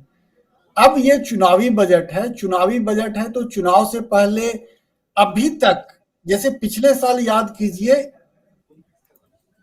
चुनाव मतलब इंटरिम बजट से पहले कोई बड़ी घोषणा नहीं हुई, लेकिन इंटरिम बजट में घोषणा हो गई थी। तो उसी तरह इस बार भी पिछले 5 साल से इनकम टैक्स से जुड़े किसी प्रावधानों में कोई छूट नहीं मिली है, कोई ढील नहीं दी गई है। हो सकता है कि इस बार मिल जाए। Middle class, lower middle class, खास करके लोअर मिडिल क्लास और मिडिल क्लास तो इनकम टैक्स वेतनभोगी सब बड़ी बेसब्री से प्रतीक्षा करते हैं।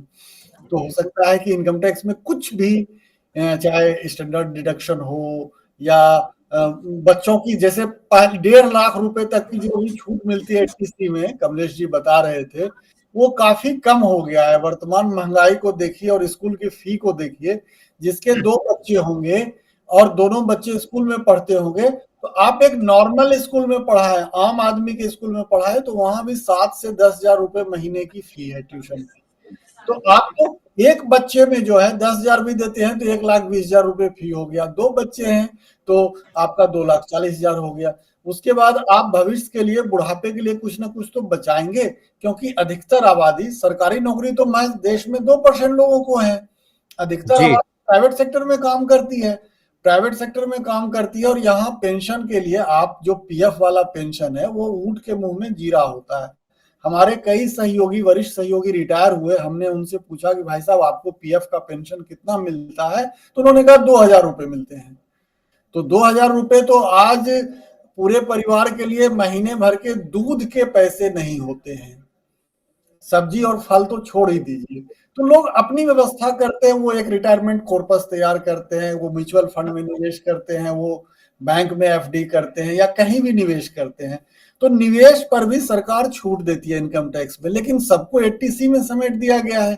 आप बीमा करा रहे हैं, लाइफ इंश्योरेंस करा रहे हैं, वो भी उसी में है।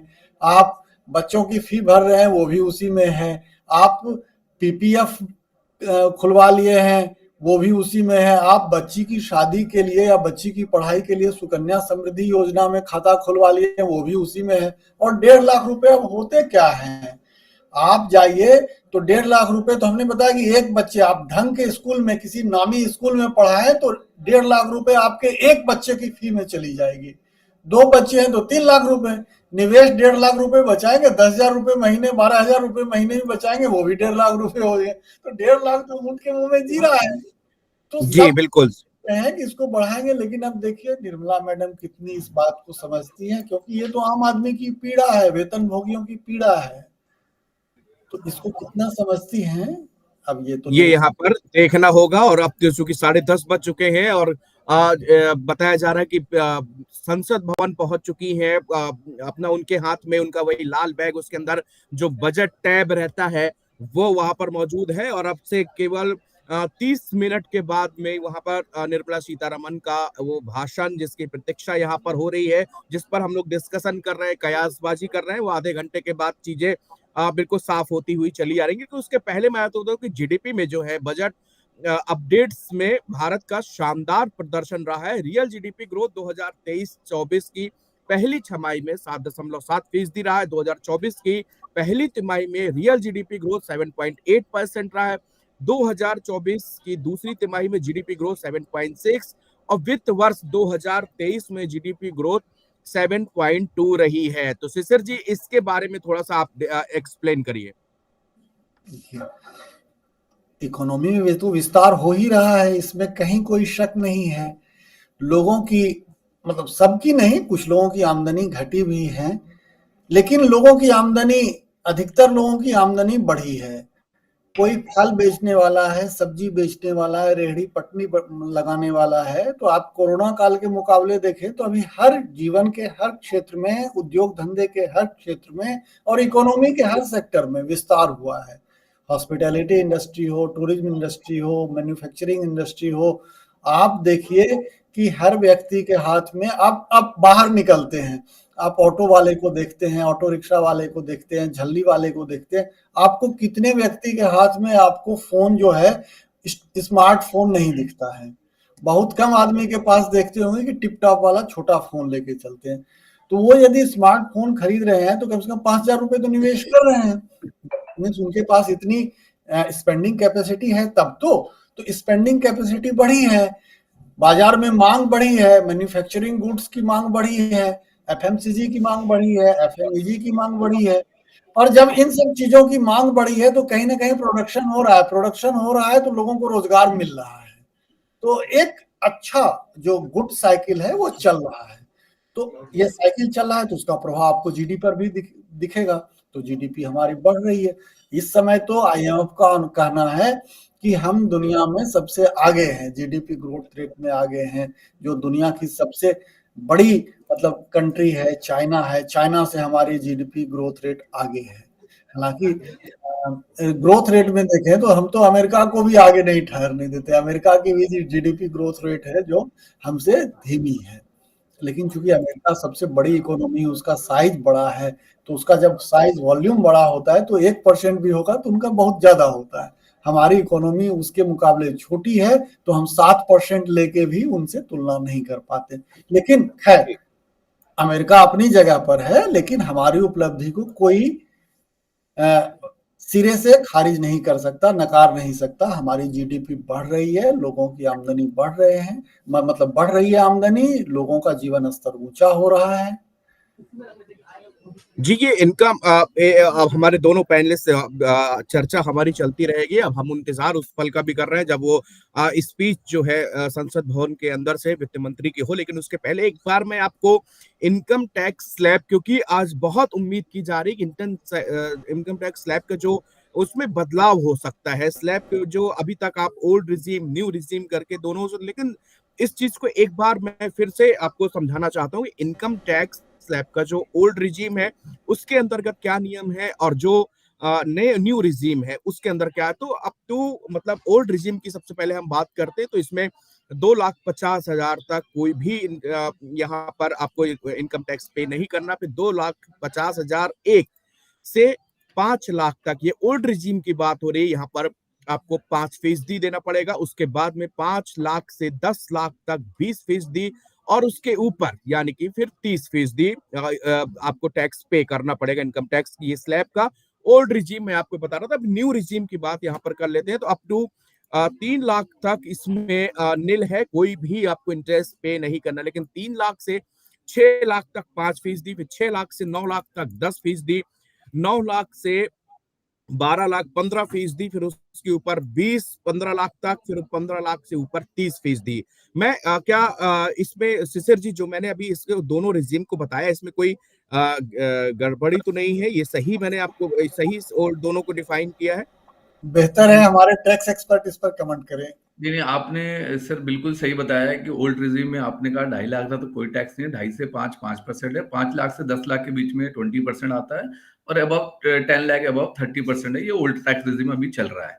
न्यू जी। टैक्स रिजीम में आपने बिल्कुल सही बोला है कि 3 लाख रुपए तक कोई टैक्स नहीं, 3 से 6 5% टैक्स लगता है, 6 से 9 10%, और 9 से 12 15%, 12 से 15 में 20%, अबव 15 30%। बिल्कुल ठीक है। यही रेट आज फाइनेंशियल ईयर 23-24 के लिए यही है। यही है। और इसी में अब हम लोग ये जो बहुत ज्यादा टैक्स पे करने जब हम जाते हैं, उस स्लॉट में भरना, उसको उनकी बारीकियों को कई बार हमको कमलेश जी जैसे तमाम एक्सपर्ट्स हैं उनसे सहारा लेना पड़ता है, उनकी राय लेनी पड़ती है। तो इसी चीज को कमलेश जी इस बार कवायद है कि आसान किया जा सकता है। अगर आप देखेंगे कि पिछले से सालों की तुलना में अब टैक्स रिटर्न फाइल करना वास्तव में बहुत आसान हो गया है, क्योंकि जो रिटर्न्स के फॉर्म्स हैं उसमें बहुत चीज पहले से पॉपअप होके आता है। आपकी कोई सैलरी इनकम है, या आपने कोई डोनेशन दिया है, या कुछ और भी आपकी कोई इनकम है, से एग्जांपल सेविंग बैंक का इंटरेस्ट आया, आपने शेयर्स में सेल परचेज किया है, इन सब की इंफॉर्मेशन, या म्यूचुअल फंड रिडेम्पशन किया है, ये सारी की सारी इंफॉर्मेशन आपको टीआईएस एईएस के रूप में आपके लिए अवेलेबल होता है। वहां से डेटा आप इजिली फिल कर देते हो या प्री फिल्ड हो जाता है। अगर आपको लगता है इंफॉर्मेशन ठीक है, आप सेम फॉर्म सबमिट कर सकते हो, और आपको लगता है कि गलत है तो आप उसमें चेंजेस करके अपने रिटर्न फाइल कर सकते हो। और सैलरीड एम्प्लॉय के लिए बहुत आसान है आज की डेट में रिटर्न फाइल करना। ऑब्वियस बिजनेसमैन के लिए थोड़ा कॉम्प्लिकेटेड है, प्रोफेशनल की हेल्प लेनी पड़ती है। अदरवाइज सैलरी के लिए बहुत आसान है, बहुत सारे सैलरीड एम्प्लॉय खुद ही अपने रिटर्न फाइल करते हैं। जी जी बिल्कुल। और अच्छा शिशिर जी, एक बात, जैसे अभी हम लोग चर्चा कर रहे थे कि हर वर्ग को यहाँ पर खुश करने की कोशिश होती है, और सबसे ज्यादा फोकस, जबकि कमलेश जी से मेरी बात हो रही थी, उन्होंने बताया कि 26 जनवरी में जब आपने पूरी कर्तव्य पथ पर जो महिला शक्ति को देखा, उसी तरह आज भी मैं कई जगह पढ़ रहा था कि महिलाओं को लेकर, महिला किसानों के लेकर वहां पर घोषणाएं की जा सकती हैं। हाँ, बिल्कुल हो सकती है। देखा जाए तो किसानों में, मतलब किसान जैसे ही हम बोलते हैं तो हमारे मन में छवि उठती है कि कोई हल जोतता व्यक्ति हो या खाद छिड़कता हुआ कोई व्यक्ति हो। लेकिन जब से महिला सशक्तिकरण की बात हुई है तो अब महिला किसानों की संख्या भी अच्छी खासी बढ़ी है। महिलाएं अब खेतों में अब नई नई टेक्नोलॉजी आ रही है, नए नए प्रयोग हो रहे हैं, उसी तरह अब महिलाएं भी किसान बन रही हैं। तो हो सकता है कि सरकार महिला किसानों के लिए कोई विशेष योजना की घोषणा कर दे। हो सकता है कि सरकार महिलाओं को बढ़ावा देने के लिए, क्योंकि आमतौर पर महिलाओं के नाम पर जमीन जायदाद अपने समाज में कम ही होते हैं, तो महिलाओं के नाम पर जमीन जायदाद हो, जमीन हो, खास करके खेतीहर जमीन हो, वो खेती करें, तो हो सकता है उनके लिए कुछ विशेष योजना की घोषणा हो जाए। इसके लिए थोड़ा देर हमें और इंतजार करना होगा, देखते हैं वित्त मंत्री के पिटारे से क्या मिलता है। कमलेश जी, अगर जैसे महिलाएं हैं एक ऐसे वर्ग में जहाँ पे छोटे शहर हैं, वहां पर कोई छोटा बिजनेस स्टार्ट करना चाहती हैं, वहां पर वो कारोबार स्टार्ट करना चाहती है, क्या उसके लिए क्या सरकार के अभी जो इस बजट में क्या हो सकता है, या पहले से उनके लिए क्या नियम है कि कम ब्याज दर में उनको पैसा मिल जाए, जबकि अपना वो लघु कुटीर उद्योगों को वो डेवलप कर सके, अपने साथ 4 लोगों को और वहां पर जोड़ सके? सर देखिए, पहले से एमएसएमई लोन अवेलेबल हैं। छोटे-छोटे उद्योग धंधों के लिए बैंक से हमें एमएसएमई लोन मिल रहा है, जो कि नॉर्मल बैंक रेट से जो रेट ऑफ इंटरेस्ट कम होता है, जो कि बहुत लोगों को हेल्प हो रहा है। क्योंकि पहले लोग क्या करते थे, साहूकार या महाजन्स के पास जाके privately higher tax interest rate पे हायर इंटरेस्ट रेट पे लोन लेते थे, जो कि बहुत उनको कॉस्ट आती थी। लेकिन जब से एमएसएमई लोन लोगों को मिलना आसान हो गया है और सेल्फ हेल्प ग्रुप्स के थ्रू, तो ये चीजें बहुत उनको फ्रूटफुल हो रहा है। लोग अपने, इवन चाहे महिलाएं हैं या पुरुष हैं, छोटे लेवल के बिजनेसमैन बैंक से पैसे लेके, कर्ज लेके अपने बिजनेस को एक्सपैंड कर रहे हैं, एक है अच्छा प्रॉफिट बना रहे हैं। तो ये एमएसएमई लोन इनको बहुत हेल्पफुल हो रहा है, जिससे कि अगर आपने देखा होगा कि जो कुछ महाजन या इस तरह के फाइनेंस बिजनेस में अवेलेबल थे अनऑफिशियली, उन लोगों का बिजनेस ऑलमोस्ट खत्म हो गया है, क्योंकि ये काम अब एक चैनल के थ्रू, फॉर्मल चैनल के थ्रू, बैंक के थ्रू होने लग गया है, विच इज एक इकोनॉमी के लिए बहुत अच्छा है देश के, बिकॉज हम लोग डेवलपिंग कंट्री है, डेवलप की तरफ जा रहे हैं। ये उसका बहुत अच्छा साइन है कि एमएसएमई लोन अवेलेबल है और रेट ऑफ इंटरेस्ट और कम हो, तो जिससे कि ज्यादा से ज्यादा और लोग इसके अंदर कवर हो, लो कॉस्ट पे उनको, छोटे बिजनेसमैन को एक फंड अवेलेबल हो। जी सर। शिशिर जी, ये जो एमएसएमई जिसकी बात की, चर्चा की, हमेशा ये सरकारों की स्पीचेस में और उनके में तमाम बड़े बड़े आंकड़े की इतने लोगों ने लोन लिया, इतने युवाओं ने लोन लिया, लेकिन वो प्रोसेस, जब हम कई लोगों से बात करते हैं, आम लोगों से, कहते हैं ये प्रोसेस बहुत लेंदी है जी, हम बैंक जाते हैं हमको लोन नहीं मिलता है। लेकिन ये जो आंकड़े आते हैं वो बताते हैं कि 20,000 करोड़ का जो है लोगों ने एमएसएमई में लोन लिया, या युवाओं ने इतना लोन लिया। ये प्रोसेस क्या वास्तव में बहुत डिफिकल्ट है लोन लेने की और फिर अपना बिजनेस स्टार्ट करने की? हो सकता है ऐसा हो, क्योंकि मैंने कभी इस बारे में गौर नहीं किया, या बैंक जाके हमने अधिकारियों से बात नहीं की, क्योंकि बैंक अधिकारी, आप छोटा सा होम लोन या पर्सनल लोन भी लेना, तो आपसे 20-25 पेज का वो भरवाते हैं बैंक अधिकारी। ढेर सारी चीजें पूछते हैं आपसे, सैलरी स्टेटमेंट लेंगे, बैंक अकाउंट डिटेल लेंगे, पैन आधार तो लेंगे ही, और पूछेंगे कि आपके नाम कोई चल संपत्ति है, अचल संपत्ति हो। दरअसल बैंक वाले अपने लोन को खराब या बैड लोन नहीं करना चाहते, इसके लिए वो सामने वाले से उनकी रिपेइंग कैपेसिटी के बारे में पूरी पूछताछ करते हैं। यदि सामने वाले की रिपेइंग कैपेसिटी ठीक नहीं है, तो वो चाहते हैं कि कोई गारंटर मिल जाए, या कुछ और चीजें, कोई रेहन रख दे, बंधक रख दे।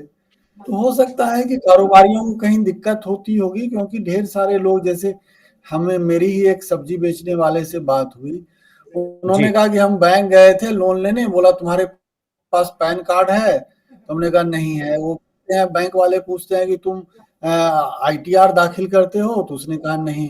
बोला तुमको कुछ नहीं मिलेगा, 10 पैसे का लोन नहीं मिलेगा। तो अपने अपने नियम, अपने अपने कायदे हैं। अब देखिए इसमें, इसी के बीच राह निकलनी है, इसी के बीच सब चीज होना है। तो बैंक वाले भी काफी हद तक अपने नियमों के पालन में लगे होंगे। शिशिर जी, कमलेश जी हमारे साथ दोनों लोग बने रहिए। अभी हम इस समय की अपडेट आपको बता दें कि अब 15 मिनट से भी कम का वक्त बचा है, जबकि भाषण जो है वो एंटरिम बजट का निर्मला सीतारमन यहाँ पर शुरू कर देंगी। लेकिन उसके पहले कांग्रेस के सांसद मानिक चंद टैगोर हैं, आइए सुन लेते हैं वो क्या कह रहे हैं बजट के बारे में। Always people eagerly watch the union budgets, state budgets as well.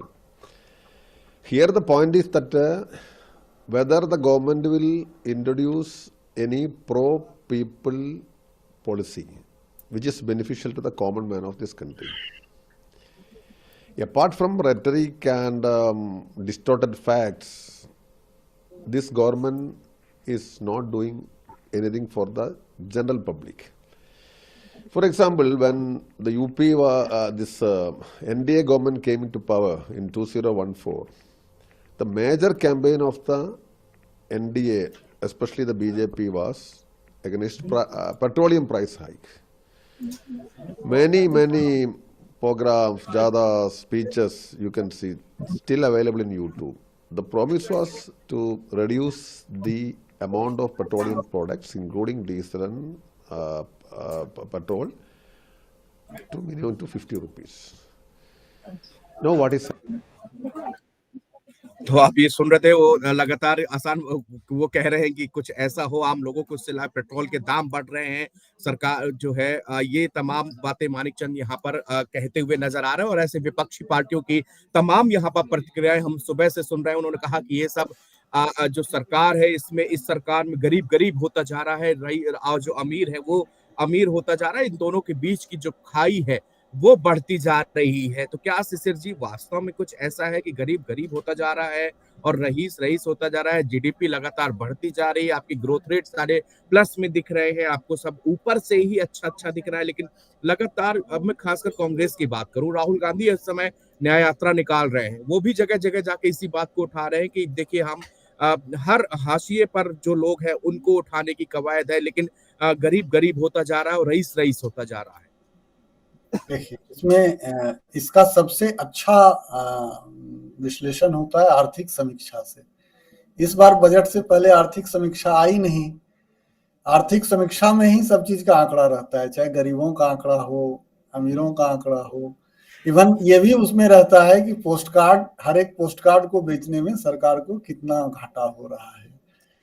तो जब तक आर्थिक समीक्षा ना आ जाए तब तक हवा में तलवार भांजने से बेहतर है कि सामने आपके कुछ कागज हो जी।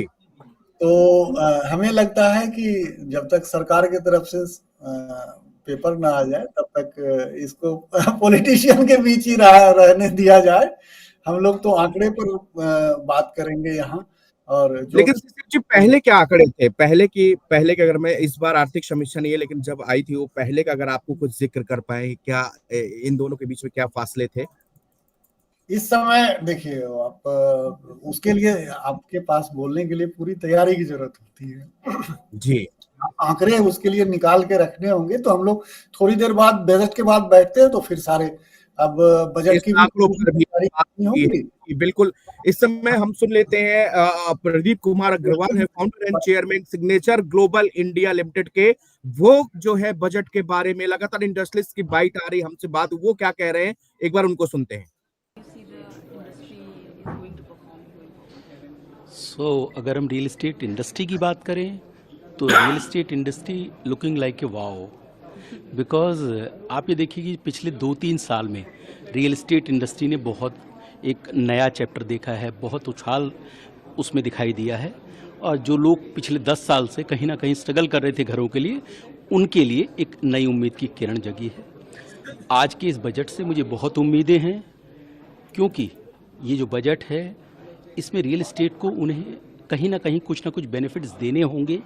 अगर वो बेनिफिट मिलेंगे तो एक जो आम इंसान है उसके घर का सपना पूरा हो सकेगा।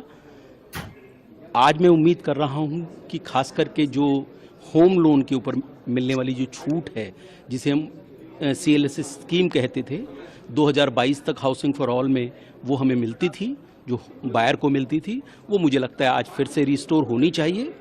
दूसरी एक बड़ी बात कि इंडस्ट्री का स्टेटस बहुत टाइम से पेंडिंग है रियल एस्टेट को, मुझे लगता है वो मिलना चाहिए, जिससे इंडस्ट्री को इंफ्रास्ट्रक्चर की तरह सोचा जाना चाहिए, क्योंकि रियल एस्टेट कहीं ना कहीं इंफ्रास्ट्रक्चर का ही एक पार्ट है। एंड ऑफ कोर्स लिस्ट बहुत लंबी है, लेकिन उसके अंदर एक चीज़ और मैं ज़रूर ऐड करूँगा कि जो होम लोन के ऊपर, जो होम लोन इंटरेस्ट है, उसके ऊपर 2 लाख रुपए का एक रिबेट मिलता है। उस 2 लाख रुपए के रिबेट को मैं उम्मीद कर रहा हूँ कि वो 5 लाख रुपए किया जाना चाहिए। और आज वैसे वित्त मंत्री जी के पिटारे में बहुत सारी चीज़ें हैं, लेकिन अगर पर्टिकुलर रियल एस्टेट की बात करें या इंफ्रास्ट्रक्चर की बात करें, तो मुझे लगता है शायद कुछ ना कुछ ज़रूर ऐसी चीज़ें निकलेंगी जिससे रियल एस्टेट इंडस्ट्री को एक अगले आने वाले टाइम के लिए दिशा मिलेगी।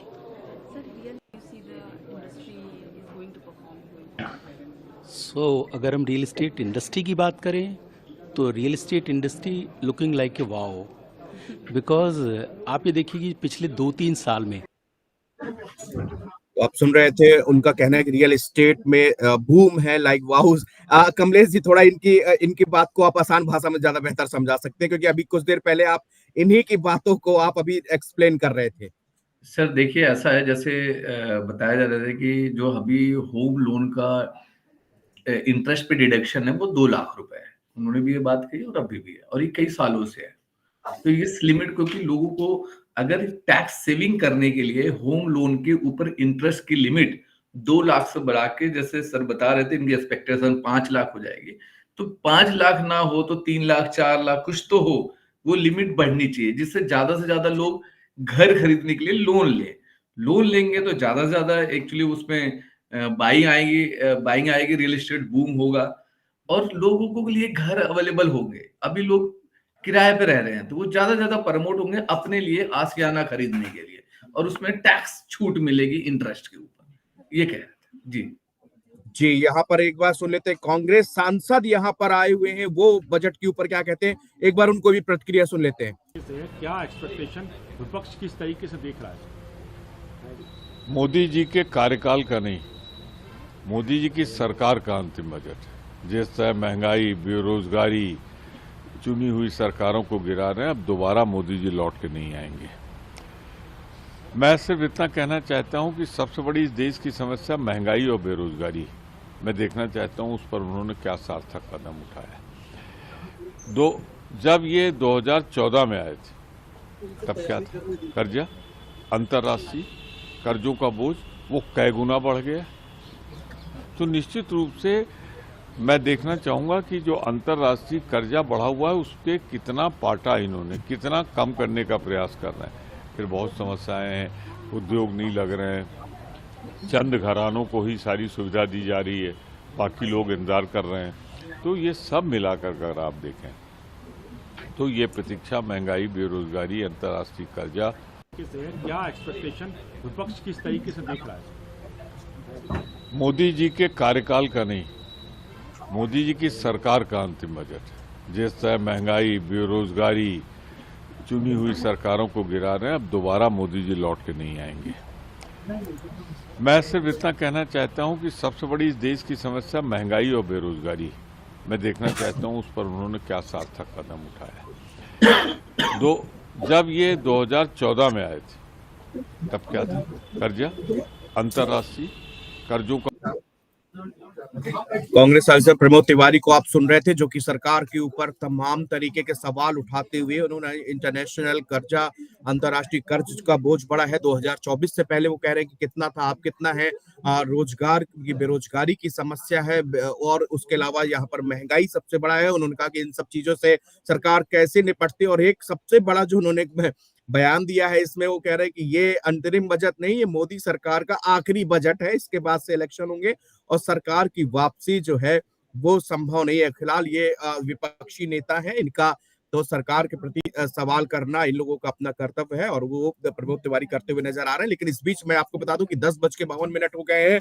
हमारे साथ में हमारे सहयोगी कमलेश जी और लगातार शिशिर जी मौजूद रहेंगे, और जैसे ही ये भाषण शुरू होगा, निर्मला सीतारमन जैसे एक एक करके अपने पत्ते वहां पर उनके टैब से आगे निकलेंगी चीजें, वैसे वैसे हम आपको यहाँ पर अपने विशेषज्ञों से उसको एक्सप्लेन करते जाएंगे कि उसके मायने क्या है, क्योंकि कई बार ऐसी चीजें इकोनॉमी में होती हैं और कुछ भाषण जिसको आप आसान भाषा में समझना होगा क्या चीज वो उनके टैक्स स्लैब में अगर चेंजेस हुए तो वो क्या चेंजेस हुए, वो किस तरह के चेंजेस हैं। तो हमारे साथ कहीं मत यहाँ जाइएगा मत। और 11 बजे तो जैसे ही भाषण शुरू होगा हमारे साथ में हमारे कमलेश जी जो हमारे सीए हैं हमारे साथ पैनल में लगातार चीजों को आसानी भाषा में आप लोगों को समझा रहे हैं। उसी के साथ शिशिर जी हमारे साथ मौजूद रहेंगे, दोनों पैनलिस्ट, इसके साथ और भी पैनलिस्ट हमारे साथ जुड़ेंगे, अलग अलग क्षेत्र के लोग, वो आपको बेहतर समझा पाएंगे कि किस क्षेत्र में इस पिटारे में, इस बजट में, अंतरिम बजट में क्या निकला है। फिलहाल बने रहिए नवभारत टाइम्स के साथ।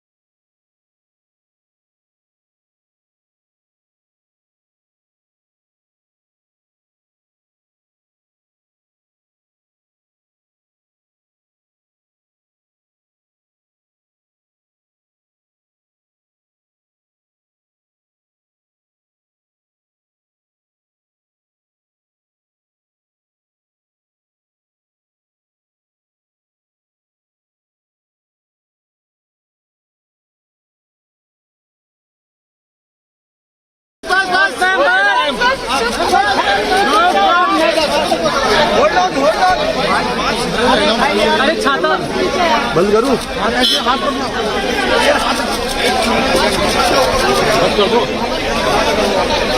अरे ये नहीं, छाता बंद कर दो यार, छाता पीछे कर दो। क्या कर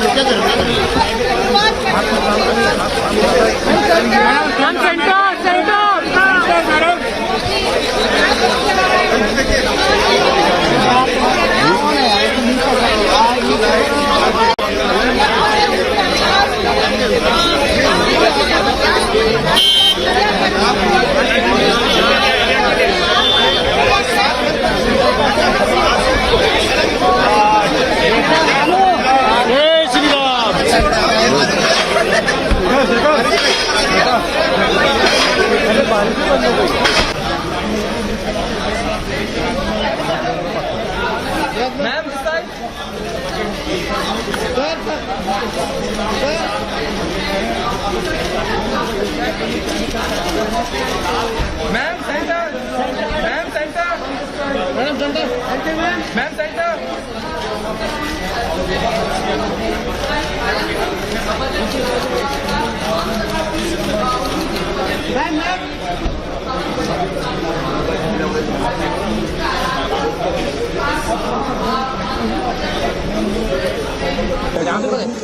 बैठक के बाद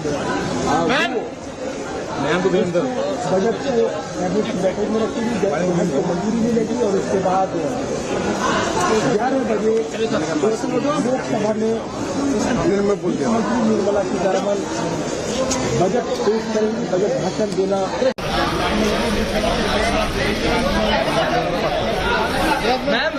के थोड़े रह गए वो आई थिंक वो सब जांच के रिफॉर्म होनी चाहिए। बिकॉज अगर हम थर्ड लार्जेस्ट इकोनॉमी की तरफ जा रहे हैं तो हमारे जो टैक्स प्रैक्टिस है वो थर्ड वर्ल्ड की तो नहीं होनी चाहिए ना। तो हमको ऑपरेट भी करना है अभी जैसे like a third largest economy. तो ये ईज ऑफ डूइंग बिजनेस है, ease of tax collection, ease of everything में मैं जोर समझ रहा हूँ, नंबर 1। नंबर 2, हमको अभी जानना पड़ेगा कि इंडिया अभी ग्लोबल इकोनॉमी बन चुका है। हम ये नहीं कह सकते इंडिया से ही बढ़ेगा। इंडिया ग्लोबल मैन्युफैक्चरिंग बढ़ेगा। और तब मैं देख रहा हूँ काफी कंपनियां आज फॉरेन में कंपनियां सेटअप कर रही है। आज इंडियन HNI फॉरेन जाके अपना इनकम टैक्स का रेसिडेंसी ले रहे हैं। वो क्योंकि वो एक टैक्स आर्बिट्राज है। मेरा खुद मानना ये सॉब नहीं है जो मैं कह रहा हूँ, इससे तो इंडिया का फायदा है कि आपको ऐसा एक सिस्टम करना पड़ेगा कि जो ग्लोबल इनकम है, आपकी बिजनेस इनकम हो कि ग्लोबल पर्सनल इनकम हो, उसको इंडिया में एक अलग स्लैब से टैक्स किया जाए। उससे फायदा क्या होगा कि इंडिया में रहेगा, इंडिया के लिए कंट्रीब्यूट करेगा, और इससे ओवरऑल मेरे हिसाब से एक जो मैं देख रहा हूँ, आप देखो एक होड़ चली है, ये चला गया दुबई, ये चला गया सिंगापुर, ये कंपनी ने स्टार्टअप वहां से खोला। वो क्यों भैया? जब हम गिफ्ट सिटी बना रहे हैं, लोगों को बोल रहे हैं गिफ्ट सिटी आगे करो, हम आपको टैक्स बेनिफिट दे रहे हैं, तो ये बाकी सेक्टरों में, वो खाली फाइनेंस के लिए, तो बाकी सेक्टरों में क्यों नहीं कर सकते? तो मेरा ये मानना है कि इसकी एक जरूर है। और ये जो चला है कि भाई बड़े लोग को बड़ा टैक्स दो, वो भी गलत है। आज हम सबका साथ सबका विकास की बात कर रहे हैं, सबका टैक्स भी होना चाहिए बराबर। तो ये मैं मानता हूँ एक टैक्स रैशनलाइजेशन की जरूरत है। बजट के ठीक पहले एक नोटिफिकेशन आता है जिसमें मोबाइल कंपोनेंट की इम्पोर्ट ड्यूटी कम कर दी जाती है, और वुमेन एम्पावरमेंट की बात की जाती है, जिसमें लेबर मिनिस्टर ने इसको करा है कि वुमेन सेंट्री के जो भी रूल्स हैं उसको लागू किया जाए। इस क्या माना जाए कि हम एक ये बजट जो है एक्सपोर्ट हब की तरह इंडिया को डेवलप करने की बात की जाएगी और वुमेन को और मोर एम्पावरमेंट दी जाएगी? ग्लोबल तो मैंने अभी बताया, इंडिया अभी ग्लोबल इकोनॉमी में जुड़ गया है। इंडिया की इकोनॉमी ग्लोबल से लिंक हो गई है और हमारा ग्रोथ ग्लोबल से लिंक्ड है। इंडिया का आज मैन्युफैक्चरिंग मेक इन इंडिया रहा ही नहीं है, make in India for export ही है। तो इसीलिए जो भी हमको करना है वो ग्लोबल इकोनॉमी की तरह करना है। और ये जो आप इम्पोर्ट ड्यूटी की बात करते हैं, वो भी एक ग्लोबल लेवल पे होने चाहिए, जो फॉरेन डेवलप कंट्रीज के होते हैं, मेरा फुल्ली मानना है।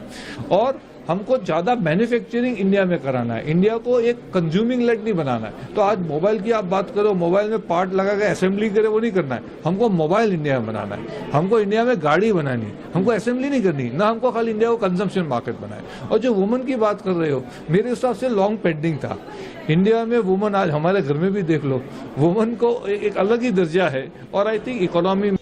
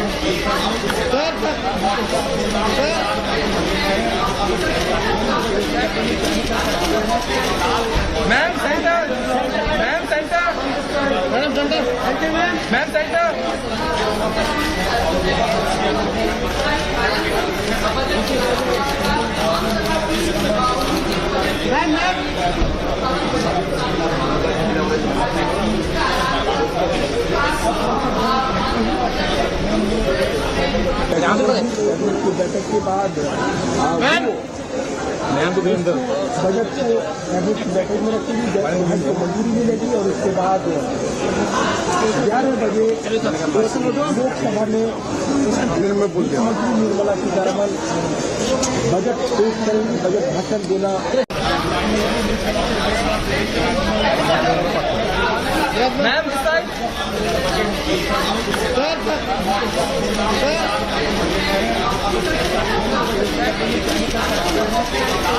Ma'am centre, ma'am centre, madam centre, ma'am centre.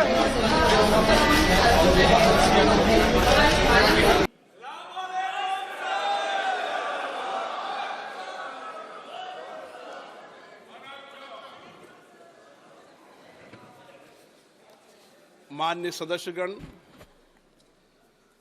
आपको बुलेटिन भाग 2 के माध्यम से पहले ही सूचित किया गया है कि माननीय वित्त मंत्री जी के बजट भाषण की प्रतियां आपको हार्ड कॉपी के रूप में उपलब्ध कराई जाएगी। अतः बजट प्रस्तुत हो जाने के पश्चात माननीय सदस्य बजट भाषण की प्रति प्रकाशन काउंटर से प्राप्त कर सकते हैं। आपको ये भी सूचित किया जाता है कि माननीय मंत्री द्वारा बजट प्रस्तुत किए जाने के पश्चात उसे मेंबर पोर्टल पर भी उपलब्ध करा दिया जाएगा। माननीय वित्त मंत्री जी,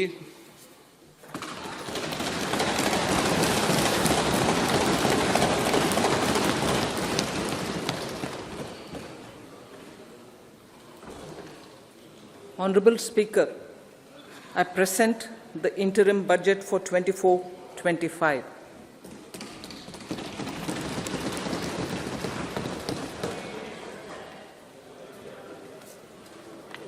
The Indian economy has witnessed profound positive transformation in the last 10 years. The people of India are looking ahead to the future with hope and optimism. With the blessings of the people, when our government, under the visionary and dynamic leadership of Honorable Prime Minister Shri Narendra Modi, assumed office in 2014, the country was facing enormous challenges. With Sabka Saath, Sabka Vikas as its mantra, the government overcame those challenges in right earnest. Structural reforms were undertaken. Pro-people programs were formulated and implemented promptly. Conditions were created for more opportunities for employment and entrepreneurship. The economy got a new vigor. The fruits of development started reaching the people at scale. The country got a new sense of purpose and hope. Naturally, the people blessed the government with a bigger mandate. In the second term, our government, under the leadership of Honorable Prime Minister, doubled down on its responsibilities to build a prosperous country with comprehensive development of all people and all regions. Our government strengthened its mantra to Sabka Saath, Sabka Vikas and Sabka Vishwas. Our development philosophy covered all elements of inclusivity, namely social inclusivity through coverage of all strata of the society, and geographical inclusivity through development of all regions of the country. With the whole of nation approach of Sabka Prayas, the country overcame the challenges of once-in-a-century pandemic, took long strides towards Atmanirbhar Bharat, committed to Panch Pran, and laid solid foundations for the Amrit Kal. As a result, our young country has high aspirations, pride in its present, and hope and confidence for a bright future. We expect that our government, based on its stupendous work, will be blessed again by the people with a resounding mandate. Inclusive development and growth. Our humane and inclusive approach to development is a marked and deliberate departure from the earlier approach of provisioning up to village level. Development programs were thus provisioned. In the last 10 years, however, have targeted each and every household and individual through housing for all, Har Ghar Jal, electricity for all, cooking gas for all, bank accounts and financial services for all in record time. The worries about food have been eliminated through free ration for 80 crore people. Minimum support prices for the produce of Annadata are periodically increased appropriately. These and the provision of basic necessities have enhanced real income in the rural areas. Their economic needs could be addressed, thus spurring growth and generating jobs. Social justice. Our government is working with an approach to development that is all-round, all-pervasive, and all-inclusive. Sarvangin, Sarvasparshi, or Sarvasamaveshi. It covers all castes and people at all levels. We are working to make India a Vikasit Bharat by 2047. For achieving that goal, we need to improve people's capability and empower them. Previously, social justice was mostly a political slogan. For our government, social justice is an effective and necessary governance model. The saturation approach of covering all eligible people is the true and comprehensive achievement of social justice. This is secularism in action, reduces corruption, and prevents nepotism, prevents Bhai Bhatijawad. There is transparency and assurance that benefits are delivered to all eligible people. The resources are distributed fairly. All, regardless of their social standing, get access to opportunities. We are addressing systemic inequalities that had plagued our society. We focus on outcomes and not on outlays, so that the social economic transformation is achieved.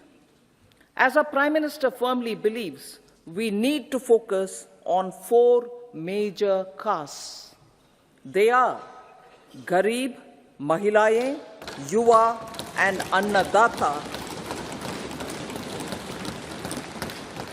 Their needs, their aspirations, and their welfare are our highest priority. The country progresses when they progress. All 4 require and receive government support in their quest to better their lives. Their empowerment and well-being will drive the country forward. Garib Kalyan, Desh Ka Kalyan. We believe in empowering the poor. The earlier approach of tackling poverty through entitlements had resulted in very modest outcomes. When the poor became empowered partners in the development process, government's power to assist them also increases manifold. With the pursuit of Sabka Saath, in these 10 years, the government has assisted 25 crore people to get freedom from multi-dimensional poverty. Our government's efforts are now getting synergized with energy and passion of such empowered people. This is truly elevating them from poverty. Direct benefit transfer of 34 lakh crore rupees from the government using PM Jan Dhan accounts has led to savings of 2.7 lakh crores of rupees for the government.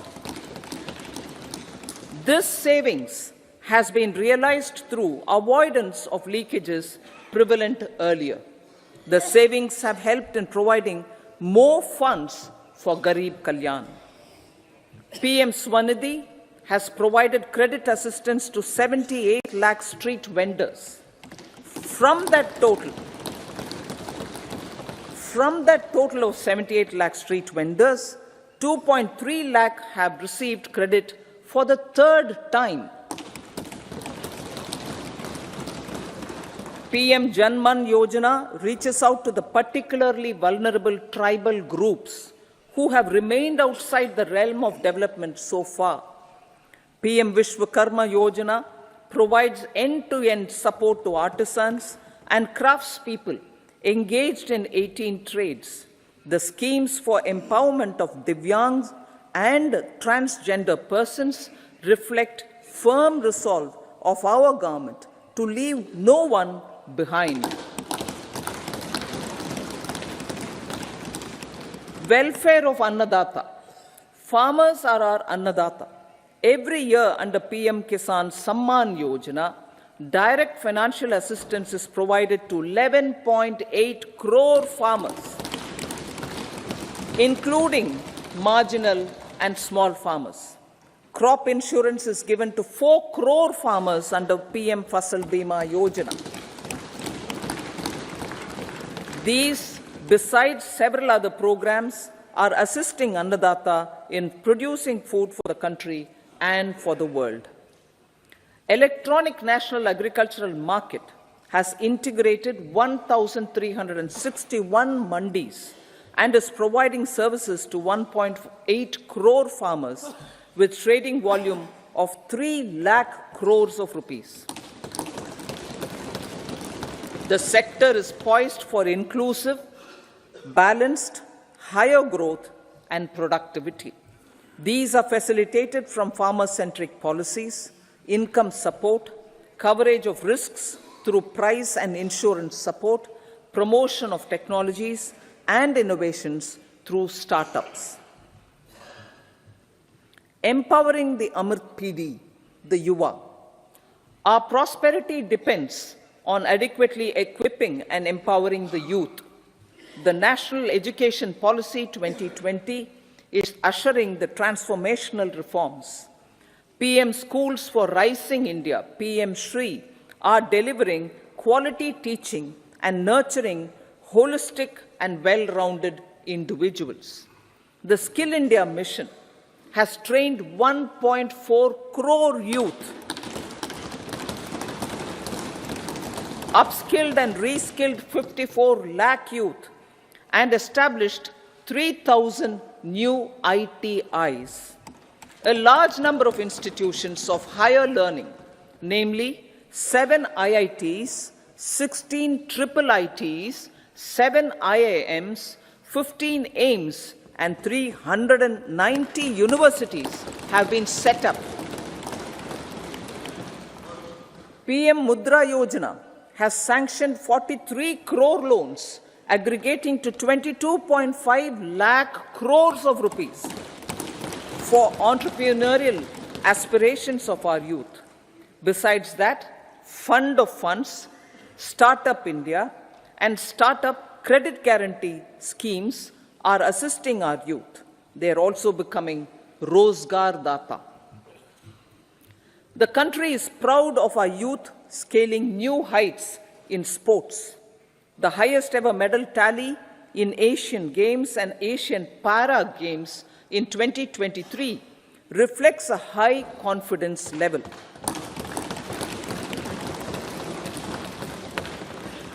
Chess prodigy and our #1 ranked player Pragnananda put up a stiff fight against the reigning world champion Magnus Carlsen in 2023. Today, India has over 80 chess grandmasters compared to little over 20 in 2010. Momentum for Nari Shakti. The empowerment of women through entrepreneurship, ease of living, and dignity for them has gained momentum in these 10 years. 30 crore Mudra Yojana loans have been given to women entrepreneurs. Female enrollment in higher education has gone up by 28% in 10 years. In STEM courses, girls and women constitute 43% of enrollment, one of the highest in the world. All these measures are getting reflected in the increasing participation of women in workforce. Making triple talaq illegal, reservation of 1/3 seats for women in the Lok Sabha and state assemblies, and giving over 70% houses under PM Awas Yojana in rural areas to women, and giving over 70% houses under PM Awas Yojana in rural areas to women as sole or joint owners have enhanced their dignity. Exemplary track record of governance, development, and performance. Besides delivering on high growth in terms of gross domestic product, the government is equally focused on a more comprehensive GDP, that is, governance, development, and performance. Our government has provided transparent, accountable, people-centric, and prompt, trust-based administration with citizen-first and minimum government, maximum governance approach. The impact of all-round development is discernible in all sectors. There is macroeconomic stability, including in the external sector. Investments are robust. The economy is doing well. People are living better and earning better, with even greater aspirations for future. Average real income of the people has increased by 50%. Inflation is moderate. People are getting empowered, equipped, and enabled to pursue their aspirations. There is effective and timely delivery of programs and of large projects. Economic management. The multi-pronged economic management over the past 10 years has complemented people-centric, inclusive development. Following are some of the major elements. 1. All forms of infrastructure, physical, digital, or social, are being built in record time.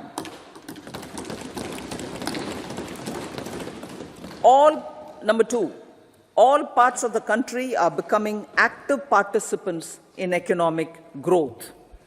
Number 3, digital public infrastructure, a new factor of production as if in the 21st century, is instrumental in formalization of the economy. Number 4, goods and services tax has enabled one nation, one market, one tax. Tax reforms have led to deepening and widening of tax base. Number 5, strengthening of the financial sector has helped in making savings, credit, and investments more efficient. Number 6, GIFT, IFSC, and the Unified Regulatory Authority, IFSCA, are creating a robust gateway for global capital and financial services for the economy. Number 7, proactive inflation management has helped keep inflation within the policy band. Now, the global context, Honorable Speaker, sir. Geopolitically, global affairs are becoming more complex and challenging with wars and conflicts. Globalization is being redefined with reshoring and friendshoring, disruption and fragmentation of supply chains, and competition for critical minerals and technologies. A new world order is emerging after the COVID pandemic. India assumed the G20 presidency during very difficult times for the world. The global economy was going through high inflation, high interest rates, low growth, very high public debt, low trade growth, and climate changes. The pandemic has led to a crisis of food, fertilizer, fuel, and finances for the world, while India successfully navigated its way. The country showed the way forward and built consensus on solutions for those global problems. The recently announced India-Middle East-Europe economic corridor is a strategic and economic game changer for India and others. In the words of Honorable Prime Minister, the corridor, and I quote, will become the basis of world trade for hundreds of years to come, and history will remember that this corridor was initiated on Indian soil. Unquote. Vision for Vikasit Bharat. Our vision for Vikasit Bharat is that of prosperous Bharat in harmony with nature, with modern infrastructure, and providing opportunities for all citizens and all regions to reach their potential. With confidence arising from strong and exemplary track record of performance and progress, earning Sabka Vishwas, the next 5 years will be years of unprecedented development and golden moments to realize the dream of developed India by 2047. The trinity of demography, democracy, and diversity, backed by Sabka Prayas, has the potential to fulfill aspirations of every Indian. As Honorable Prime Minister in his Independence Day address to the nation mentioned, I quote, "There is no dearth of opportunities, as many opportunities as we want. The country is capable of creating more opportunities. Sky is the limit," unquote. Strategy for Amrit Kal. Our government will adopt economic policies that foster and sustain growth, facilitate inclusive and sustainable development, improve productivity, create opportunities for all, help them enhance their capabilities, and contribute to generation of resources to power investments and fulfill aspirations. Guided by the principle, reform, perform, and transform, the government will take up next generation reforms and build consensus with the states and stakeholders for effective implementation. It is an important policy priority for our government to ensure timely and adequate finances, relevant technologies, and appropriate training for the micro, small, and medium enterprises, MSMEs, to grow and also compete globally. Orienting the regulatory environment to facilitate their growth will be an important element of this policy mix. Aligning with the Panchamrit goals, our government will facilitate sustaining high and more resource-efficient economic growth. This will work towards energy security in terms of availability, accessibility, and affordability. For meeting the investment needs, our government will prepare the financial sector in terms of size, capacity, skills, and regulatory framework. Aspirational Districts Program. Our government stands ready to assist the states in faster development of aspirational districts and blocks, including generation of ample economic opportunities. Development of the East. Our government will pay utmost attention to make the eastern region and its people a powerful driver of India's growth. PM Awas Yojana Gramin. Despite the challenges due to COVID, implementation of PM Awas Yojana Gramin continued, and we are close to achieving the target of 3 crore houses. 2 crore more houses will be taken up in the next 5 years to meet the requirement arising from increase in the number of families. Rooftop solarization and Muft Bijli. Through rooftop solarization, 1 crore households will be enabled to obtain up to 300 units free electricity every month. This scheme follows the resolve of Honorable Prime Minister on the historic day of consecration of Sri Ram Mandir in Ayodhya. Following benefits are expected. Savings up to 15 to 18,000 rupees annually for households from free solar electricity and selling the surplus to the distribution companies. Charging of electric vehicles. Entrepreneurship opportunities for a large number of vendors for supply and installation. Employment opportunities for the youth with technical skills in manufacturing, installation, and maintenance. Housing for middle class. Our government will launch a scheme to help deserving sections of the middle class, and I quote from Honorable Prime Minister's words, living in rented houses or slums or chawls and unauthorized colonies, unquote, to buy or build their own houses. Medical colleges. Several youth are ambitious to get qualified as doctors. They aim to serve our people through improved healthcare services. Our government plans to set up more medical colleges by utilizing the existing hospital infrastructure under various departments. A committee for this purpose will be set up to examine the issues and make relevant recommendations. Cervical cancer vaccination. Our government will encourage vaccination for girls in the age group of 9 to 14 years for prevention of cervical cancer. Maternal and child health care. Various schemes for maternal and child care will be brought under one comprehensive program for synergy in implementation.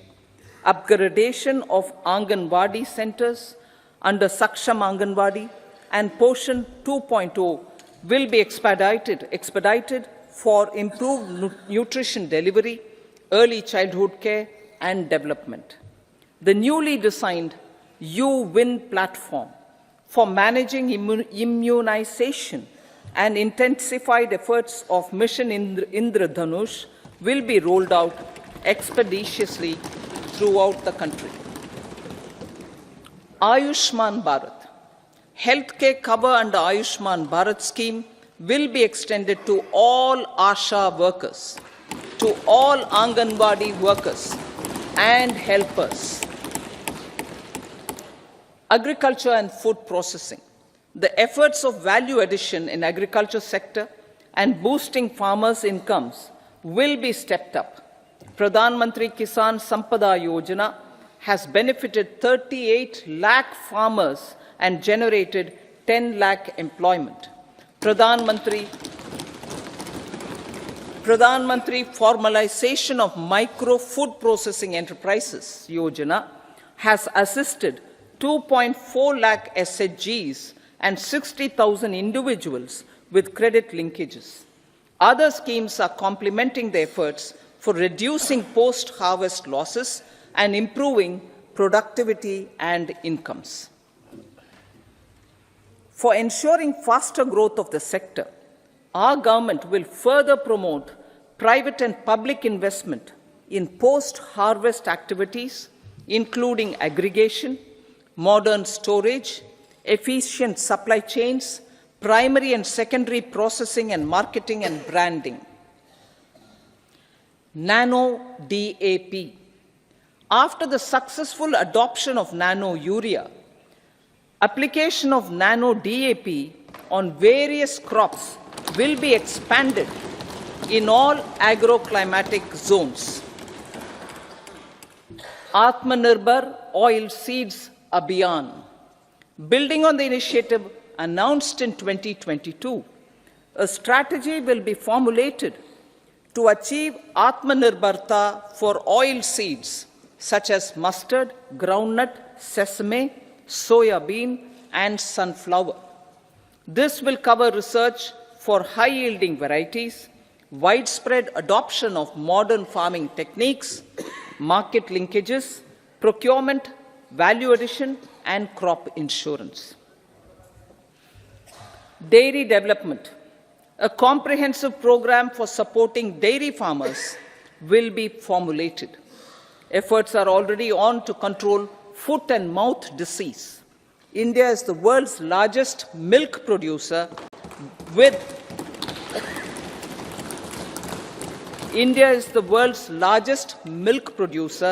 but with low productivity of milch animals.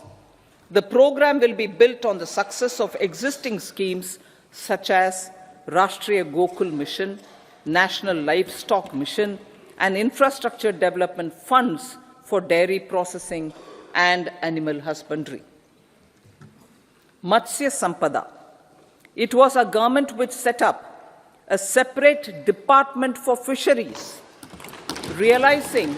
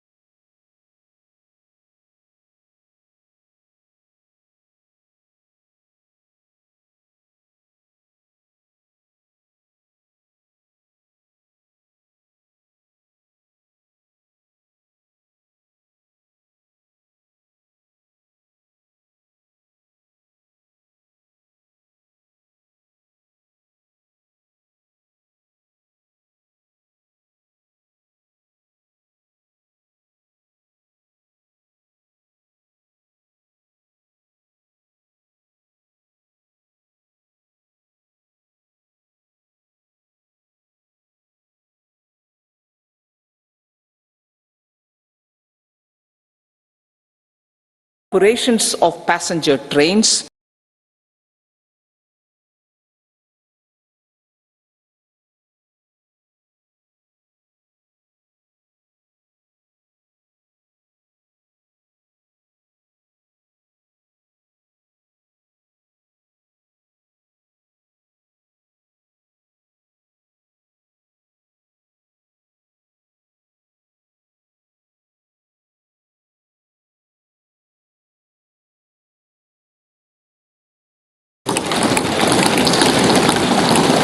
to enhance safety, convenience and comfort of passengers. Aviation sector. The aviation sector has been galvanized in the past 10 years. Number of airports have doubled to 149. Rollout of air connectivity to Tier 2 and Tier 3 cities under UDAN scheme has been widespread.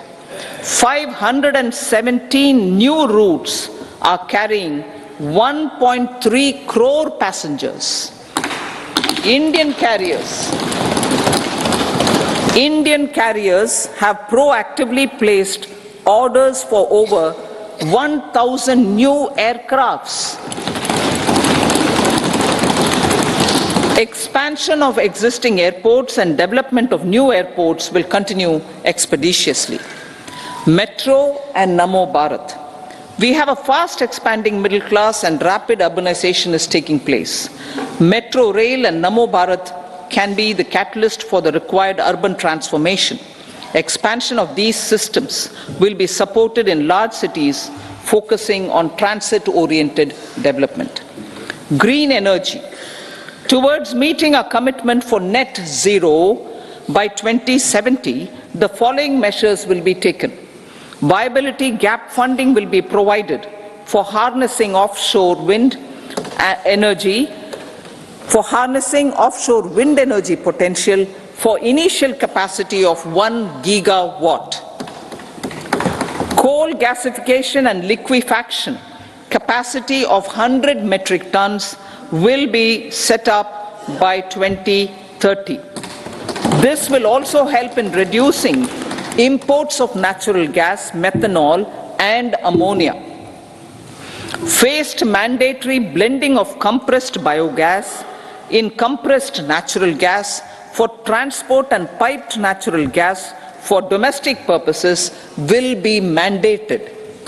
Financial assistance will be provided for procurement of biomass aggregation machinery to support collection.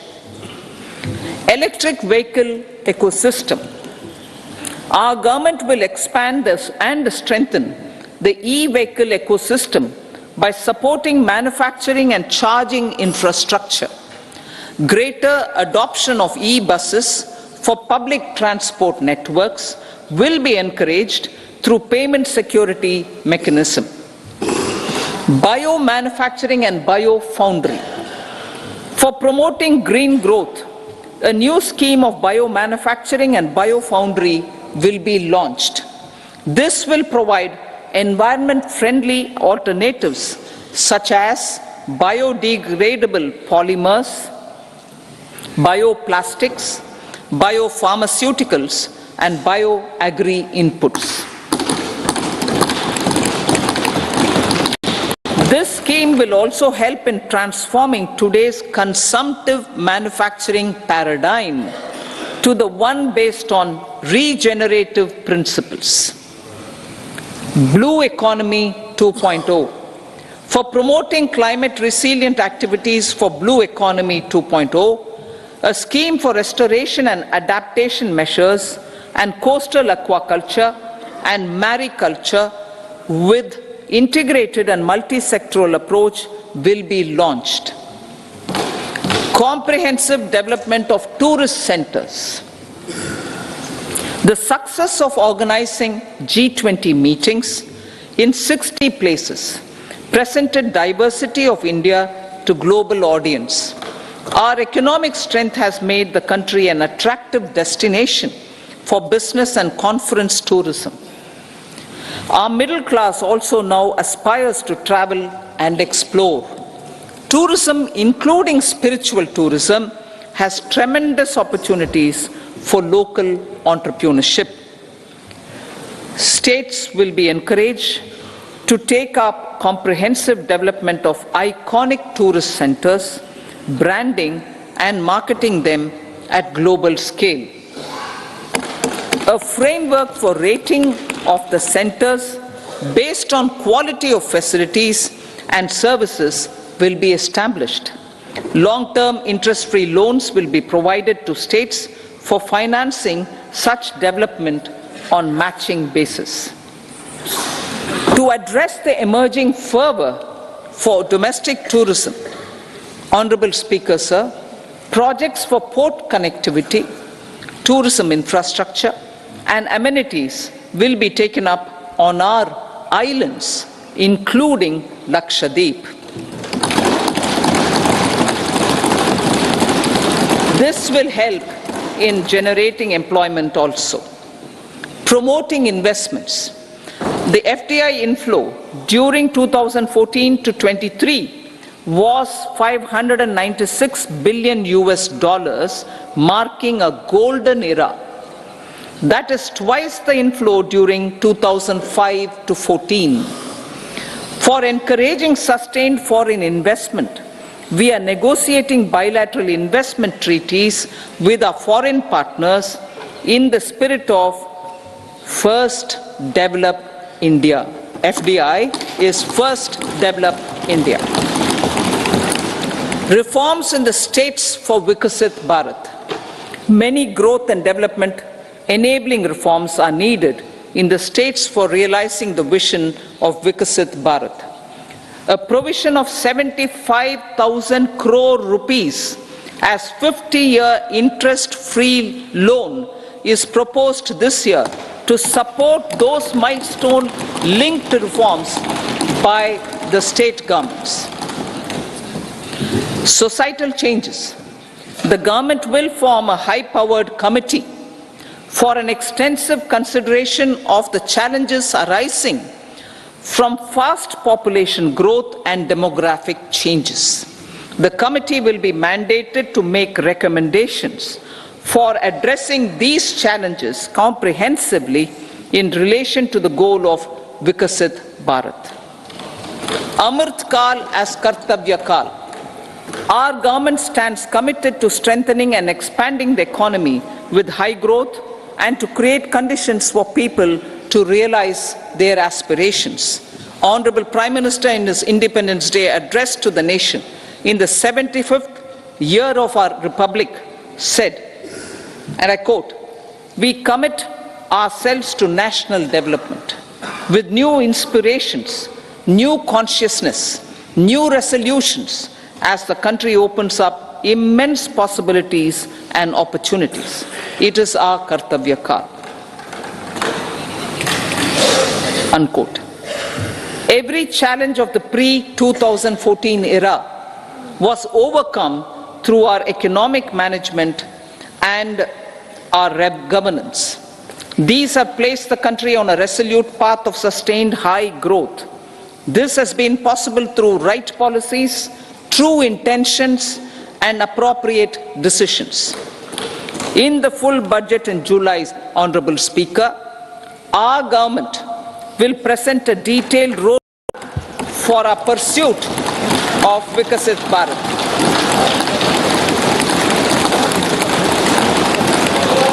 Revised estimates of 2023-24. The revised estimate of the total receipts other than borrowings is 27.56 lakh crores of rupees, of which the tax receipts are 23.24 lakh crore rupees. The revised estimate of total expenditure is 44.90 lakh crore rupees. The revenue receipts at 30.03 lakh crore rupees are expected to be higher than the budget estimate, reflecting strong growth momentum and formalization in the economy. The revised estimate of the fiscal deficit is 5.8% of GDP. improving on the budget estimate notwithstanding moderation in the nominal growth estimates. Budget estimates for 2024-25. Coming to the year 2024-25, the total receipts other than borrowings and total expenditure are estimated at 30.80 and 47.66 lakh crore rupees respectively. The tax receipts are estimated at 26.02 lakh crore rupees. The scheme of 50-year interest-free loan for capital expenditure to states will be continued this year with an outlay of 1.3 lakh crore rupees. We continue on the path of fiscal consolidation, as announced in my budget speech of 2021-22, to reduce fiscal deficit below 4.5% by 25-26. The fiscal deficit in 2024-25 is estimated to be 5.1% of GDP, adhering to that path. So the gross and net market borrowings through dated securities during 24-25 are estimated at 14.13 lakh crore rupees and 11.75 lakh crore respectively. Both will be less than that in 23-24. Now that the private investments are happening at scale, the lower borrowings by the central government will facilitate larger availability of credit for the private sector. Vote on account. I'll be seeking vote on account approval of the Parliament through the appropriation bill for a part of the financial year 2024-25. I will now move to Part B. Honourable Speaker, sir, over the last 10 years, the direct tax collections have more than trebled and the return filers swelled 2.4 times. I would like to assure the taxpayers that their contributions have been used wisely for the development of the country and welfare of its people. I appreciate the taxpayers for their continued support. The government has reduced and rationalized tax rates. Under the new tax scheme, there is now no tax liability for taxpayers with income up to 7 lakh rupees, up from 2.2 lakh rupees in the financial year 2013-14. The threshold for presumptive taxation for retail businesses was increased from 2 crores to 3 crores. Similarly, the threshold for professionals eligible for presumptive taxation was increased from 50 lakh rupees to 75 lakh rupees. Also, corporate tax rate was decreased from 30% to 22% for existing domestic companies and to 15% for certain new manufacturing companies. Honourable Speaker, sir, in the last 5 years, our focus has been to improve taxpayer services. The age-old jurisdiction-based assessment system was transformed with the introduction of faceless assessment and appeal, thereby imparting greater efficiency, transparency, and accountability. Introduction of updated income tax returns, a new Form 26AS, and pre-filling of tax returns have made filing of tax returns simpler and easier.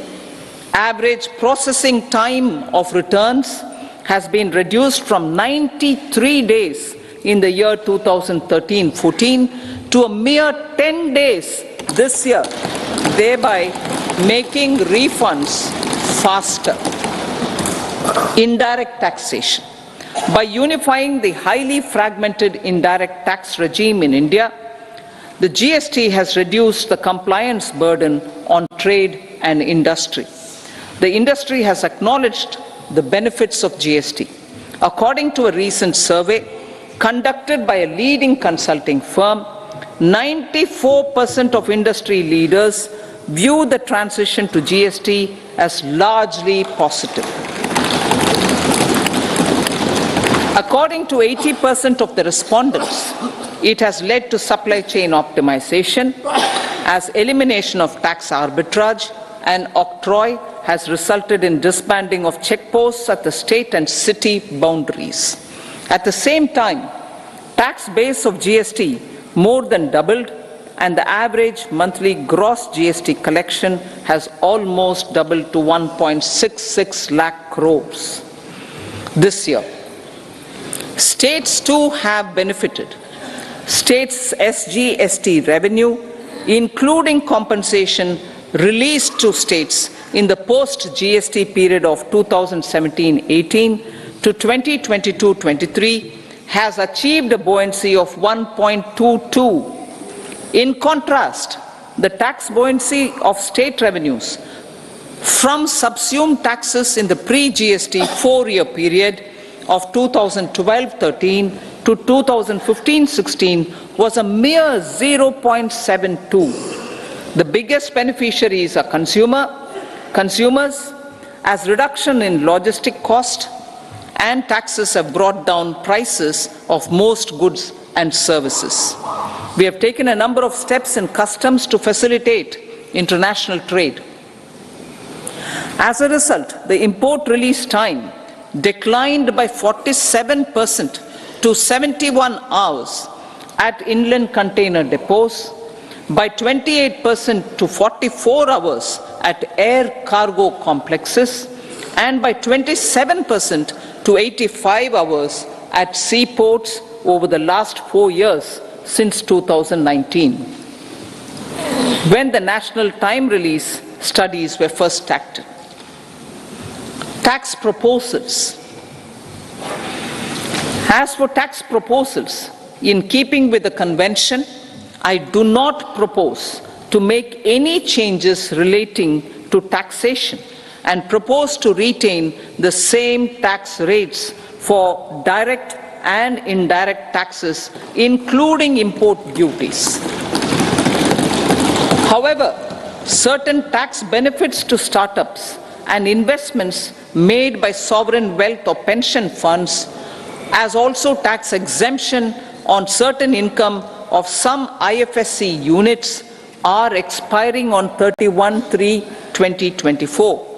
To provide continuity in taxation, I propose to extend the date to 31/3/2025.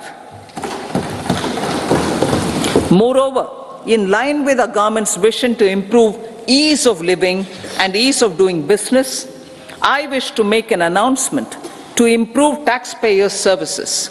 There are a large number of petty, non-verified, non-reconciled or disputed direct tax demands, many of them dating as far back as 1962, which continue to remain on the books, causing anxiety to honest taxpayers and hindering refunds of subsequent years. Honorable Speaker, sir, I propose to withdraw such outstanding direct tax demands up to 25,000 rupees pertaining to the period up to financial year 2009-10 and up to 10,000 rupees for financial years 2010-11 to 2014-15. This is expected to benefit about 1 crore taxpayers. 1 crore taxpayers would benefit out of this. Economy then and now. In 2014, when our government assumed the reins, the responsibility to mend the economy step by step and to put the governance systems in order was enormous. The need of the hour was to give hope to the people, to attract investments, and to build support for the much needed reforms. The government did that successfully, following a strong belief of nation first. The crisis of those years has been overcome, and the economy has been put firmly on a high, sustainable growth path with all-round development. It is now appropriate to look at where we were then. I repeat, it is now appropriate to look at where we were then till 2014 and where we are now, only for the purpose of drawing lessons from the mismanagement of those years. The government will lay a white paper on table of the House.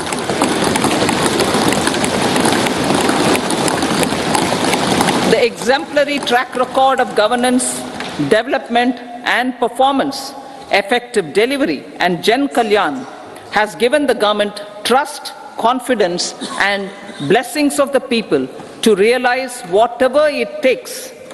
The goal of Vikasit Bharat with good intentions, true dedication and hard work in the coming years and decades. With this, Honourable Speaker, I commend the interim budget to this august House. Jai Hind.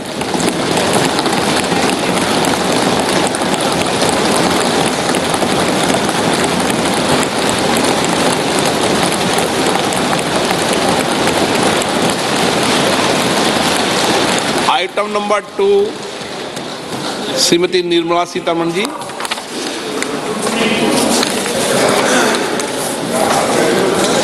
So, with your permission, I rise to lay on the table the following statements under Section 3(1) of the Fiscal Responsibility and Budget Management Act 2003, Medium-Term Fiscal Policy cum Fiscal Policy Strategy Statement and Macroeconomic Framework Statement. Item number 3, Srimati Nirmala Sitharaman ji. Sir, with your permission, I rise to move for leave to introduce the Finance Bill 2024. प्रश्न ये है कि विधेयक को पुनर्स्थापित करने की अनुमति प्रदान की जाए। जो सदस्य इसके पक्ष में हाँ कहें, जो सदस्य विरोध में ना कहें। मेरे विचार में निर्णय हाँ वालों के पक्ष हुआ, हाँ वालों के पक्ष हुआ। माननीय मंत्री जी विधेयक को पुनर्स्थापित करें। So I introduce the bill. सभा की कार्रवाई शुक्रवार दिनांक 2 फरवरी 2024 को प्राप्त 11 बजे तक के लिए स्थगित की जाती है।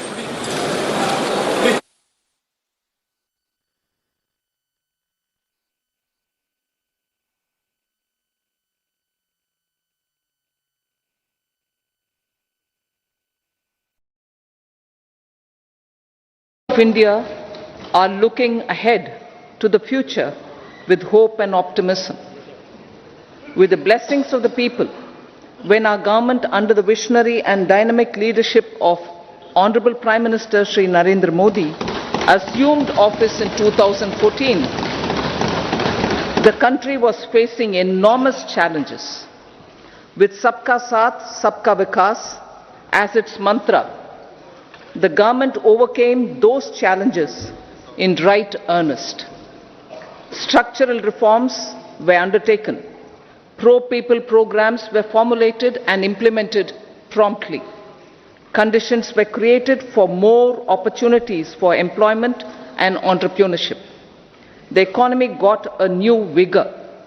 The fruits of development started reaching the people at scale. The country got a new sense of purpose and hope. Naturally, the people blessed the government with a bigger mandate. In the second term, our government under the leadership of Honorable Prime Minister doubled down on its responsibilities to build a prosperous country with comprehensive development of all people and all regions. Our government strengthened its mantra to Sabka Saath, Sabka Vikas and Sabka Vishwas. Our development philosophy covered all elements of inclusivity, namely social inclusivity through coverage of all strata of the society and geographical inclusivity through development of all regions of the country. With the whole of nation approach, the Finance Minister has said that will be taken up only in the final budget. So therefore, this budget does not cover that. So as far as we are concerned, It's a very positive step forward with regard to having the headroom available for growth, considering the fiscal deficit and also the focus on equitable growth. From an industry perspective, obviously we will wait for the main budget to come to look at that details. Thank you.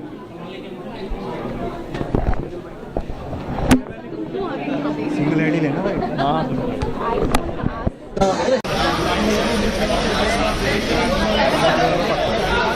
Ma'am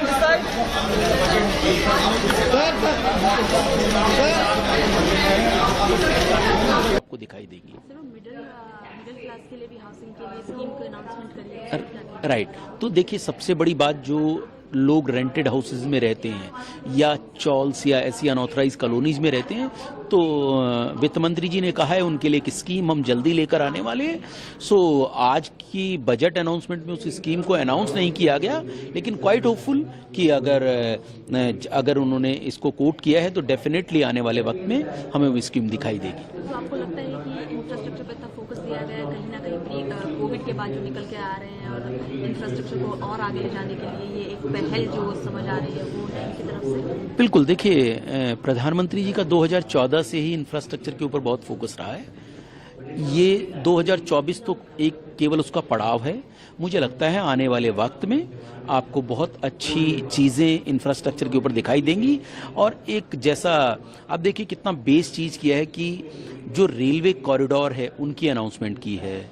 दूसरी बड़ी बात क्या किया है कि क्योंकि जो railway का अनुभव है लोगों का, वो इंक्रीमेंट किया जा सके, ज़्यादा बेहतर किया जा सके, तो जो रेलवे बोगीज़ हैं उनको इंक्रीज करके, उनकी क्वालिटी इंप्रूवमेंट करके वंदे भारत के लेवल तक लाने की बात की गई है, जो एक बहुत विजनरी बात है। तो मुझे लगता है कि बहुत सारी चीज़ें हैं जो सुनने को अच्छी हैं, लेकिन बिकॉज मैं रियल एस्टेट इंडस्ट्री से बिलोंग करता हूं, तो मैं कुछ और उम्मीदें कर रहा था कि मुझे लग रहा था कि शायद कुछ होगा, लेकिन क्वाइट फॉर होपफुल कि नेक्स्ट टाइम जब भी कभी जब भी इलेक्शंस के बाद गवर्नमेंट फॉर्म होगी तो ज़रूर कुछ ना कुछ अनाउंसमेंट देखने को मिलेंगे। मीडिया के सब मित्रों को नमस्कार। आज अंतरिम केंद्रीय बजट केंद्रीय मंत्री आदरणीय निर्मला सीतारमन जी आज भी बजट भाषण कर रही है, बजट चल ही रहा है। यह विकसित भारत की झलक इस अंतरिम बजट में दिखाई दे रही है और विशेष तौर से $5 ट्रिलियन की अर्थव्यवस्था का भी इसमें जो लक्ष्य रखा है उसकी पूर्ति होते हुए इस अंतरिम बजट में दिखाई दे रही है कि वह लक्ष्य पूरा होगा। यह